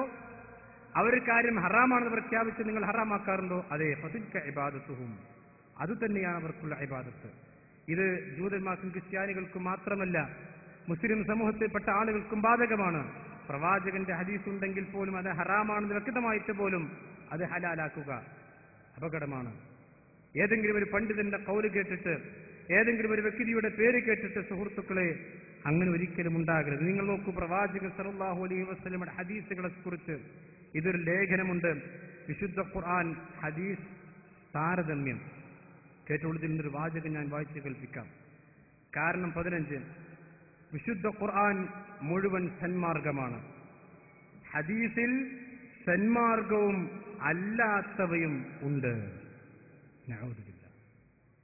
ഹദീസ് എന്ന് പറയുമ്പോൾ നമ്മൾ ഉദ്ദേശിക്കുന്ന ഏതാണ്? പ്രവാചകൻ പറഞ്ഞ ഹദീസുകൾ. ആ പ്രവാചകൻ സല്ലല്ലാഹു അലൈഹി വസല്ലം പറഞ്ഞ ഹദീസിൽ സന്മാർഗമല്ലാത്ത ഒന്നുണ്ടെന്ന് പറഞ്ഞാൽ എന്താണ് ഒരു വിശ്വാസിയുടെ, ആ മനുഷ്യന്റെ അഖീദ എന്താണ്? തീർന്നില്ല. ഇനി വിശുദ്ധ ഖുർആനിൽ വൈരുദ്ധ്യങ്ങളില്ല, സ്വഹീഹായ ഹദീസുകളിൽ തന്നെ വൈരുദ്ധ്യം കാണാം. എങ്ങനെയാണ് സുഹൃത്തുക്കളെ സ്വഹീഹായ ഹദീസിൽ വൈരുദ്ധ്യം ഉണ്ടാവുക? പ്രവാചകൻ വൈരുദ്ധ്യം പറഞ്ഞു. വിശുദ്ധ ഖുർആനും ഹദീസും താരതമ്യം ചെയ്യുകയാണ്. ഖുർആനിൽ ഒരിക്കലും വൈരുദ്ധ്യമില്ല. ഖുർആനിൽ വൈരുദ്ധ്യം ഇല്ല എന്ന് നമുക്ക് ഉറപ്പിച്ചു പറയാൻ കഴിയും. കാരണം അത് അള്ളാഹുവിന്റെ പക്കൽ എന്നുള്ളതാണ്. പക്ഷേ പരസ്പരം അല്ലെങ്കിൽ ഒറ്റനോട്ടത്തിൽ വൈരുദ്ധ്യമെന്നും തോന്നുന്ന പല കാര്യങ്ങളും വിശുദ്ധ ഖുർആനിൽ ഒരു മനുഷ്യരെ കണ്ടെത്താൻ കഴിയും. പക്ഷെ അത് ഒരിക്കലും വൈരുദ്ധ്യമല്ല. അതേപോലെ തന്നെയാണ് ഹദീസിലുമുള്ളത്. വിശുദ്ധ ഖുർആനിൽ മഹാനായ മൂസാ നബി അലൈഹി സ്വലാത്തു വസ്സലാം ജനിക്കുന്നതിന്റെ മുമ്പാണ് ബനു ഇസ്രായേൽപ്പെട്ട ആളുകളുടെ കുട്ടികളെ കൊല്ലാൻ വേണ്ടി കൽപ്പിച്ചത് എന്ന് ഒരു സ്ഥലത്ത് വിശുദ്ധ ഖുർആൻ പറയുന്നു. വേറെ സ്ഥലത്ത് പറയുന്ന മൂസാ നബി അലൈഹി സ്വലാത്തു വസ്സലാം ജനിച്ചതിന് ശേഷമാണ് കൽപ്പന കൊടുത്തത്. വേണമെങ്കിൽ ഒരു മനുഷ്യൻ പറയുക ഖുർആനിൽ വൈരുദ്ധ്യം. അങ്ങനെ പറഞ്ഞാൽ ആ മനുഷ്യനെ കുറിച്ച് നമ്മൾ എന്ത് പറയും? അയാൾക്ക് ഖുർആനെ പറ്റി വിവരമില്ല. കാരണം 2 സന്ദർഭത്തിലും ഫിർഔൻ കൽപ്പന കൊടുത്തിട്ടുണ്ട്. അതാണ് അതിന്റെ വ്യാഖ്യാനം. അപ്പൊ നമുക്ക് ഒറ്റ നോട്ടത്തിൽ വൈരുദ്ധ്യമെന്ന് തോന്നുന്ന ഹദീസുകൾ അല്ലെങ്കിൽ കാര്യങ്ങളൊക്കെ തള്ളുക. അതാണ് ഇയാൾ പറഞ്ഞത്. സ്വഹീഹായ ഹദീസിൽ തന്നെ വൈരുദ്ധ്യമുണ്ട്. ഒരിക്കലുമില്ല. ഇതൊക്കെ ഈ ലേഖനം കൊണ്ട് മുസ്ലിം സമൂഹത്തിന് എന്ത് നേട്ടം കിട്ടുന്നു സുഹൃത്തുക്കളെ? ഹദീസുകളെ കുറിച്ചൊരു വിശ്വാസിക്ക് വിശ്വാസം കൂടുകയാണോ ചെയ്യുക? അതല്ല ഹദീസുകളെ കുറിച്ച് സംശയത്തിന്റെ നിലയിലാണോ ചെയ്യുക? നിങ്ങൾ ശരിക്കും മനസ്സിലാക്കുക. ഇത് ഹദീസുകളെ സംശയത്തിന്റെ നിലയിൽ നിർത്തുവാനുള്ള അജണ്ട തന്നെയാണ്. തീർന്നിട്ടില്ല. അവസാനം ഈ പണ്ഡിതൻ ആദ്യം പറഞ്ഞ കാര്യങ്ങൾക്ക് പോലും വൈരുദ്ധ്യമായ രീതിയിലാണ് കാര്യങ്ങൾ പറഞ്ഞുകൊണ്ടിരിക്കുന്നത്. ഹദീസുകളോടുള്ള വിരോധം, ഖുർആൻ ഞാനാണ് ഇറക്കിയത്, ഞാൻ തന്നെ അതിനെ സംരക്ഷിക്കുമെന്ന് ഖുർആനെ സംബന്ധിച്ച് അള്ളാഹു നമുക്ക് ഉറപ്പ് നൽകുന്നു. ഹദീസ് ഇപ്രകാരം ഒരു കരാർ അള്ളാഹു നൽകുന്നില്ല. തെറ്റാണ്. ഹദീസുകൾ അള്ളാഹു സംരക്ഷിക്കും. എന്നതിന്റെ പരിധിയിൽ ഹദീസുകൾ പെടുമെന്നാണ് ലോകത്ത് വേണ്ട മുജാഹിദുകൾ, വേണ്ട അബ്ദുസ്സലാം സുല്ലമി പോലും പണ്ട് പറഞ്ഞിരുന്നത്. ഇതെഴുതിയത് അബ്ദുസ്സലാം സുല്ലമിയാണെങ്കിൽ 1998 ഇറക്കിയ ഈ ലേഖനം, 1998 ഹദീസ് 2-ാം പ്രമാണമോ എന്ന ഈ പുസ്തകത്തിൽ ചേകനൂർ മൗലവിക്ക് മറുപടി പറഞ്ഞപ്പോൾ, ഹദീസ് നിഷേധികൾക്ക് മറുപടി പറഞ്ഞപ്പോൾ എന്താണ് അബ്ദുസ്സലാം സുല്ലമി എഴുതിയത്? പുറമെ ഹദീസിന്റെ വടക്കം ഖുർആനിലേക്ക് തന്നെയാണ്. അതിനാൽ ഹദീസിന്റെ സംരക്ഷണം ഖുർആനിന്റെ സംരക്ഷണത്തിന്റെ പരിധിയിൽ തന്നെ പ്രവേശിക്കുന്നതാണ്. 1998 പറഞ്ഞു. ഇപ്പോൾ പറയുന്നു ആ ആയത്തിന്റെ പരിധിയിൽ ഹദീസുകൾ പെടുകയില്ല. എന്ത് മനസ്സിലാക്കണം? ഇത് ചേകനൂർ മൗലവിക്ക് മറുപടി പറഞ്ഞതാണെങ്കിൽ ഈ ആദർശത്തിൽ ഇത് മുസ്ലിമിന്റെ ആദർശമാണ്. സുഹൃത്തുക്കളെ, മടവൂർ സുഹൃത്തുക്കളെ, നിങ്ങളുടെ നേതാക്കന്മാർ ഈ ആദർശത്തിൽ തെറ്റിയിട്ടുണ്ട്. നിങ്ങൾ സൂക്ഷിക്കണം. അവസാനം വയൗമ യഅല്ലു ളാലിമു അലാ യദൈഹി, അക്രമി വിരൽ കടിക്കുന്ന ദിവസം അവിടെ വെച്ച് യാ ലൈതനി ഇത്തഖത്തു മഅർ റസൂലി സബീല എന്ന് വിലപിച്ചിട്ട് കാര്യമില്ല. ഇത് തീർന്നിട്ടില്ല. ഇതിൽ പറയുന്നു മറ്റൊരു വൈരുദ്ധ്യം. ഖുർആൻ എഴുതി വെക്കുവാൻ നബി കരീം സല്ലല്ലാഹു അലൈഹി വസല്ലമക്ക് പ്രത്യേകം എഴുത്തുകാർ ഉണ്ടായിരുന്നു. ഹദീസുകൾ അങ്ങനെ ഉണ്ടായിരുന്നില്ല. തെറ്റാണ്. ഇതിൽ പറയുന്ന അബ്ദുസ്സലാം സുല്ലമി 998 പറയുന്നു, ഹദീസുകൾ ഇതാ ഒരു അധ്യായം തന്നെ അദ്ദേഹം കൊടുത്തുകൊണ്ട് പറയാൻ, ഇതാ ഹദീസ് എഴുതി വെക്കുന്ന നബി വിരോധിച്ചു എന്ന് പറയുന്ന 60ാമത്തെ പേജിൽ എന്താ അദ്ദേഹം പറഞ്ഞത് കേട്ടോളൂ. നബിയുടെയും സഹാബി വര്യന്മാരുടെയും താബിഈങ്ങളുടെയും ഇമാമികളുടെയും കാലഘട്ടത്തിൽ തന്നെ ഹദീസുകൾ രേഖപ്പെടുത്തിയിരുന്നു. ഇതിൽ അദ്ദേഹം പറയുന്നു അങ്ങനെ ഒന്നില്ല. അപ്പൊ 998 പറഞ്ഞ ആദർശത്തിൽ നിന്ന് 2015 എത്തിയപ്പോഴേക്കും ചേകനൂരികളുടെ ആദർശത്തിലേക്ക് എത്തിയിരിക്കുന്നു. അതാണ് അപകടം. ഇത് ചേകനൂരിന്റെ ആദർശമാണ്. അതിനാണ് ബഹുമാനനായ അബ്ദുസ്സലാം സുല്ലമി അന്ന് മറുപടി പറഞ്ഞിരുന്നത്. ആ മറുപടി പറഞ്ഞ കാര്യം ഇപ്പോൾ ഇതാ അബ്ദുസ്സലാം സുല്ലമിയുടെ തൂലികയിലൂടെ തന്നെ പുറത്തു ചാടിയിരിക്കുന്നു. ഇതാണ് ഞങ്ങൾ ആദ്യം പറഞ്ഞത്, ഇത് പോക്ക് ചേകനൂരിസത്തിലേക്കാണ്, നിങ്ങൾ സൂക്ഷിക്കണം. ഞങ്ങളുടെ ചേകനൂരിയാക്കാണോ എന്ന് പറഞ്ഞ് നിലവിളിച്ചതുകൊണ്ട് ഇതൊക്കെ പച്ചയായ യാഥാർത്ഥ്യമാണ്. ഇത് പച്ച മലയാളത്തിൽ ഈ പുസ്തകം മുജാഹിദ് സെന്ററിൽ ചെന്ന ഇപ്പൊ വാങ്ങാൻ കിട്ടും. അൽഫനാർ മാസിക ഇപ്പോ ഫറൂഖ് പോയപ്പോ വാങ്ങാൻ കിട്ടും. ഇതൊന്നും ആർക്കും തിരിയാത്തതല്ല സുഹൃത്തുക്കളെ. അപകടമാണ്. മാത്രമല്ല ദജ്ജാൽ, മസീഹുദ് ദജ്ജാലിനെ കുറിച്ച് എന്താണ് മുസ്ലിമീങ്ങളുടെ വിശ്വാസം? മസീഹുദ് ദജ്ജാൽ ഈസാ നബി രണ്ടാമത് ഭൂമിയിലേക്ക് വരും. ഭൂമിയിലേക്ക് വന്നുകൊണ്ട് ഇവിടെ ഒരുപാട് നല്ല കാര്യങ്ങൾ ചെയ്യും. കൂട്ടത്തിൽ ഏറ്റവും ഫിത്ന ഉണ്ടാക്കും മസീഹുദ് ദജ്ജാലിനെ ബാബുൽ ലുദ്ദിൽ വെച്ചുകൊണ്ട് വധിക്കും. അബ്ദുസ്സലാം സുല്ലമി പറയുന്നു, മസീഹുദ് ദജ്ജാൽ എല്ലാ കാലഘട്ടത്തിലും ഉണ്ടാകുമെന്നാണ് എന്റെ വിശ്വാസം. അൽഫനാറിൽ എഴുതിയ ലേഖനമുണ്ട്, ഞാനത് കൊണ്ടുവന്നിട്ടില്ല, ഞാൻ പല സ്ഥലത്തും വായിച്ചതാണ്. വമിൻ ഫിത്നത്തിൽ മഹ്യാ വമമാതി വമിൻ ഫിത്നത്തിൽ മസീഹുദ് ദജ്ജാൽ. ഒരു വിശ്വാസിയായ മനുഷ്യൻ 5 നേരവും അവന്റെ നമസ്കാരത്തിൽ പ്രാർത്ഥിച്ചുകൊണ്ടിരിക്കുന്നു മസീഹുദ് ദജ്ജാലിന്റെ ഫിത്ന. ഇദ്ദേഹം പറയുന്നു, മസീഹുദ് ദജ്ജാൽ എന്ന് പറഞ്ഞാൽ ഒരു വ്യക്തിയല്ല, സത്യവും അസത്യവും കൂട്ടിക്കലർത്തുന്ന ഏത് കാലഘട്ടത്തിലുമുള്ള പണ്ഡിതന്മാർക്ക് പറയുന്ന പേരാണ് മസീഹുദ് ദജ്ജാൽ. ഇത് ശരിയാണ് സുഹൃത്തുക്കളെ. പ്രവാചകൻ പറഞ്ഞു, 2 ഹറമുകളിലേക്കും മസീഹുദ് ദജ്ജാൽ പ്രവേശിക്കില്ല. റസൂലുള്ളാഹിന്റെ പേരിൽ കള്ളമുടി കൊണ്ടുവന്ന ഒരു മനുഷ്യൻ ഇവിടെ ഉണ്ടല്ലോ അല്ലേ? അള്ളാഹുവിന്റെ പേരിലും പ്രവാചകന്റെ പേരിലും കളവ് പറയുന്ന ഒരു മനുഷ്യൻ, അയാൾ ഹറമിലേക്കല്ല കാബന്റെ ഉള്ളിൽ തന്നെ കയറി. റസൂലുള്ളാഹിന്റെ ഹദീസ് പൊളിഞ്ഞോ? പൊളിയില്ല. കാരണം പ്രവാചകൻ പഠിപ്പിച്ച മസീഹുദ് ദജ്ജാൽ അതല്ല. മസീഹുദ് ദജ്ജാലിന് പ്രത്യേക രൂപങ്ങളുണ്ട്, പ്രവാചകൻ പഠിപ്പിച്ചിട്ടുണ്ട്. ബാബുൽ ലുദ്ദിൽ വെച്ചുകൊണ്ട് ഈസാ നബി കൊല്ലുമെന്ന് പ്രവാചകൻ പഠിപ്പിച്ചിട്ടുണ്ട്. ഈസാ നബിയെ കാണുമ്പോൾ വെള്ളത്തിൽ ഉപ്പ് ഉരുകുന്നത് പോലെ മസീഹുദ് ദജ്ജാൽ ഉരുകി ഒലിക്കുമെന്ന്. ഇവിടെ മുജാഹിദീങ്ങൾ അല്ലെങ്കിൽ വേറെ ആരെങ്കിലും കണ്ടാൽ ഇവിടെ ഏതെങ്കിലും ആളുകൾ ഉരുകി ഒലിക്കുന്നുണ്ടോ? ഈസാ നബി റസൂൽ പറഞ്ഞു, ഒറ്റ വെട്ടുകൊണ്ട് മസീഹുദ് ദജ്ജാലിനെ ഈസാ നബി വധിച്ചു കളയും. ഈ ഹദീസൊക്കെ എന്ത് ചെയ്യണം? ഇതാണ് ഞാൻ പറഞ്ഞത്. ഇത് ഇസ്ലാമിന്റെ ശത്രുക്കളുടെ അജണ്ട. ഇനി ഞാൻ പറയാൻ പോകുന്ന കാര്യങ്ങൾ ശരിക്കും നിങ്ങളുടെ മനസ്സിൽ കൊത്തിവെക്കണം. ഹദീസ് നിഷേധികൾ നിഷേധിക്കുന്ന ഹദീസുകൾ നിങ്ങൾ എടുക്കണം. ആ ഹദീസുകൾക്കൊക്കെ ഒരു പ്രത്യേകത ഉണ്ട്. എന്താണെന്നറിയോ? ജൂതന്മാർക്ക് ഏറ്റവും വെറുപ്പുണ്ടാക്കുന്ന, ജൂതന്മാരെ ഏറ്റവും അലോസരപ്പെടുത്തുന്ന ഹദീസുകളാണ് ഹദീസ് നിഷേധികൾ നിഷേധിക്കുക. അതാണ് ഞാൻ പറഞ്ഞത്. ഇത് അവിടുന്ന് വരുന്ന ചിന്തയാണ്. ഉദാഹരണം മസീഹുദ് ദജ്ജാലിനെ സംബന്ധിച്ച് ജൂതന്മാർ മസീഹുദ് ദജ്ജാലിനെ ആരാധിക്കുന്നവരാണെന്ന് മാത്രമല്ല, മസീഹുദ് ദജ്ജാലിന്റെ പുറപ്പാടിനെ പ്രതീക്ഷിച്ചുകൊണ്ട് അതിനുവേണ്ടി പണിയെടുത്തുകൊണ്ടിരിക്കുന്നവരാണ് ജൂതന്മാർ. അപ്പോൾ ജൂതന്മാരെ ഈ മസീഹുദ് ദജ്ജാലിനെ കുറിച്ച് മുസ്ലിമീങ്ങൾ ബോധവാന്മാരായാൽ പ്രശ്നമാണ്. അപ്പോൾ ദജ്ജാലിനെ കുറിച്ചുള്ള ഹദീസുകൾ മുസ്ലിങ്ങൾ നിഷേധിക്കണമെന്ന് ജൂതൻ തീരുമാനിച്ചു. അതുകൊണ്ട് അതിന് പല ന്യായങ്ങൾ പറഞ്ഞുകൊണ്ട് മുസ്ലിമീങ്ങൾപ്പെട്ട ചില ആളുകൾ അതിന് പ്രചാരകരാവുകയാണ്. നഊദുബില്ല. അദാബുൽ ഖബർ, ജൂതന്മാർക്ക് പ്രത്യേകമായി ശിക്ഷ. അതുകൊണ്ട് ജൂതന്മാരെ അലോസരപ്പെടുത്തുന്നു അദാബുൽ ഖബറിന്റെ ഹദീസുകൾ ജൂതന്മാർ പറയുന്നത് നിഷേധിച്ച ആളാണ്. നമ്മുടെ ചില സുഹൃത്തുക്കൾ പറയുന്നു ഖബറിൽ അങ്ങനത്തെ ഒരു ശിക്ഷയൊന്നുമില്ല, ഉണ്ടെങ്കിൽ തന്നെ ആത്മീയമായ മർദ്ദനമാണ്. അതുതന്നെ ഖുർആന്റെ ആയത്തുകൾക്ക് വിരുദ്ധമാകാൻ സാധ്യതയുണ്ട്. ആര് പഠിപ്പിച്ചു കൊടുത്തു? ജൂതന്മാരുടെ അജണ്ടയാണ്. ജൂതന്മാർ എന്ത് പറഞ്ഞുകൊടുക്കും, എന്താണോ പറയേണ്ടതെന്ന് ഇവർക്ക് അതാണ് ഞാൻ പറഞ്ഞത്. ഇതൊക്കെ ഇഖ്വാനുൽ മുസ്ലിമിന്റെയും ഖവാരിജിന്റെയും ഷിയാക്കളുടെയും കടന്നു വന്ന ചിന്തയാണ്. ദജ്ജാൽ നിഷേധിച്ച ഖവാരിജികൾ അവരെ സംബന്ധിച്ച് പ്രവാചകൻ പറഞ്ഞു, യംറുഖൂന മിനദ്ദീൻ കമാ യംറുഖു അസ്സഹ്മു മിനർ റമിയ്യ. ഒരു വേട്ട അല്ലെങ്കിൽ ഒരു അമ്പ് വേട്ടമൃഗത്തെ തുളച്ച് പുറത്തേക്ക് പോകുന്നത് പോലെ അവർ ദീനിന് പുറത്തു പോകുന്നവരാണ് ഖവാരിജികൾ. ഇപ്പോഴും അവരുണ്ട്. ഒമാനിലെ ഇബാദിയാക്കൾ ഖവാരിജിന്റെ വേറെ ഇനാണ്. അതുകൊണ്ടാണ് ആ ഭാഗത്തുള്ള എല്ലാവരും പെരുന്നാൾ ഉറപ്പിച്ചാലും ഒമാൻ ഉറപ്പിക്കൂല. കാരണം എന്താ? റസൂൽ പറഞ്ഞ ടീമിൽപ്പെട്ട ആളുകളാണ് അവർ.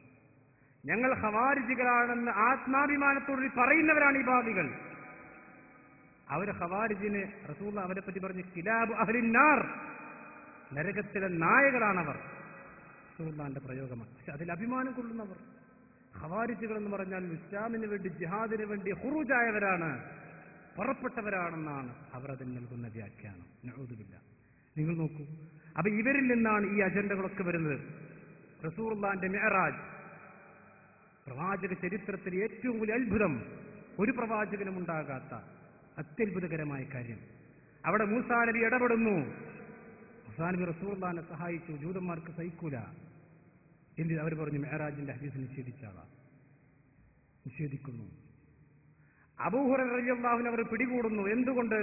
അബൂ ഹുറൈറ റളിയല്ലാഹു അൻഹു ഉദ്ധരിച്ച ഹദീസുകൾ നിങ്ങൾ പരിശോധിക്കണം. ജൂതന്മാരെ സംബന്ധിച്ച് പ്രവാചകൻ മുന്നറിയിപ്പ് നൽകിയ അധിക ഹദീസും ഉദ്ധരിച്ച അബൂ ഹുറൈറ റളിയല്ലാഹു അൻഹു. അബൂ ഹുറൈറ റളിയല്ലാഹു അൻഹു തട്ടണം.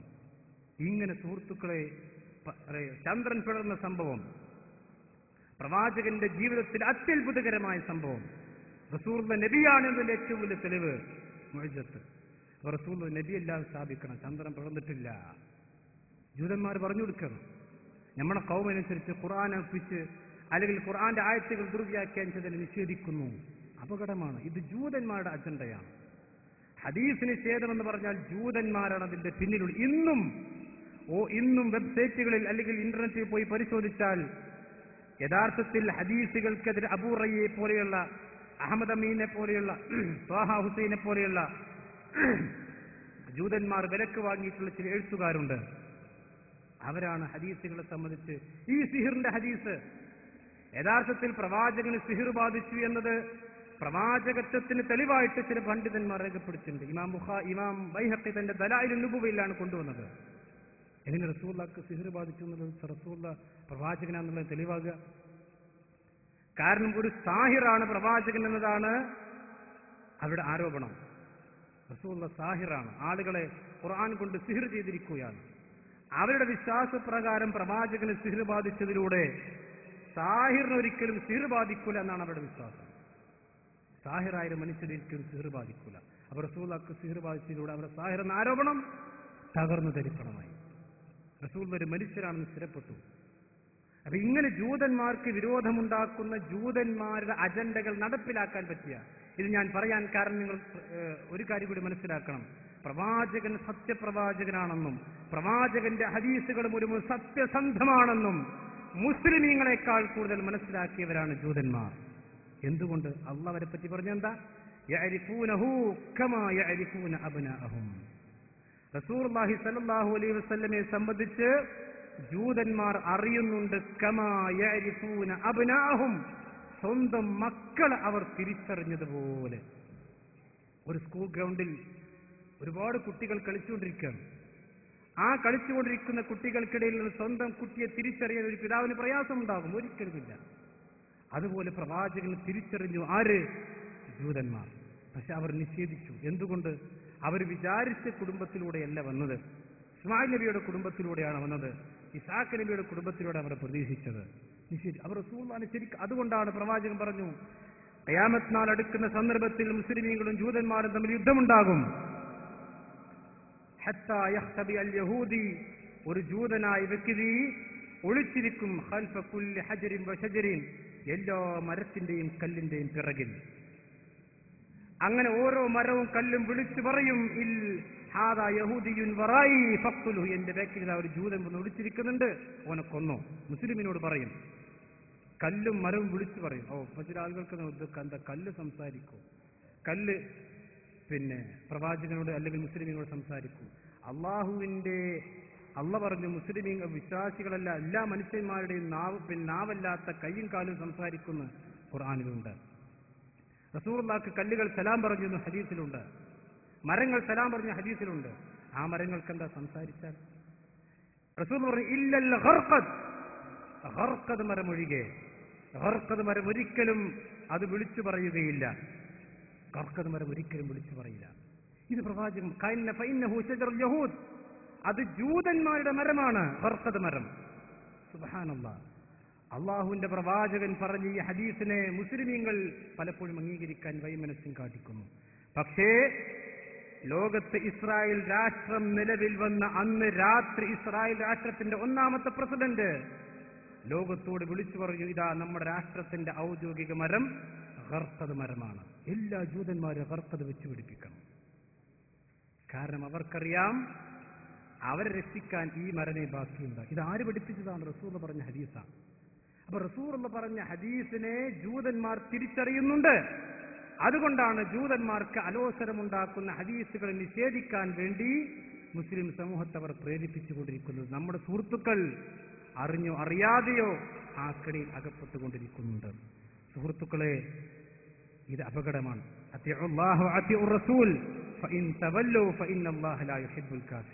ആയത്ത് മാത്രം പറഞ്ഞുകൊണ്ട് അവസാനിപ്പിക്കാം. നിങ്ങൾ അള്ളാഹുവിനെ അനുസരിക്കണം, അള്ളാഹുവിന്റെ പ്രവാചകനെയും നിങ്ങൾ അനുസരിക്കണം. ഫഇൻ തവല്ലൂ, നിങ്ങൾ പിന്തിരിഞ്ഞു പോവുകയാണെങ്കിൽ ഫഇന്നല്ലാഹ ലാ യുഹിബ്ബുൽ കാഫിരീൻ.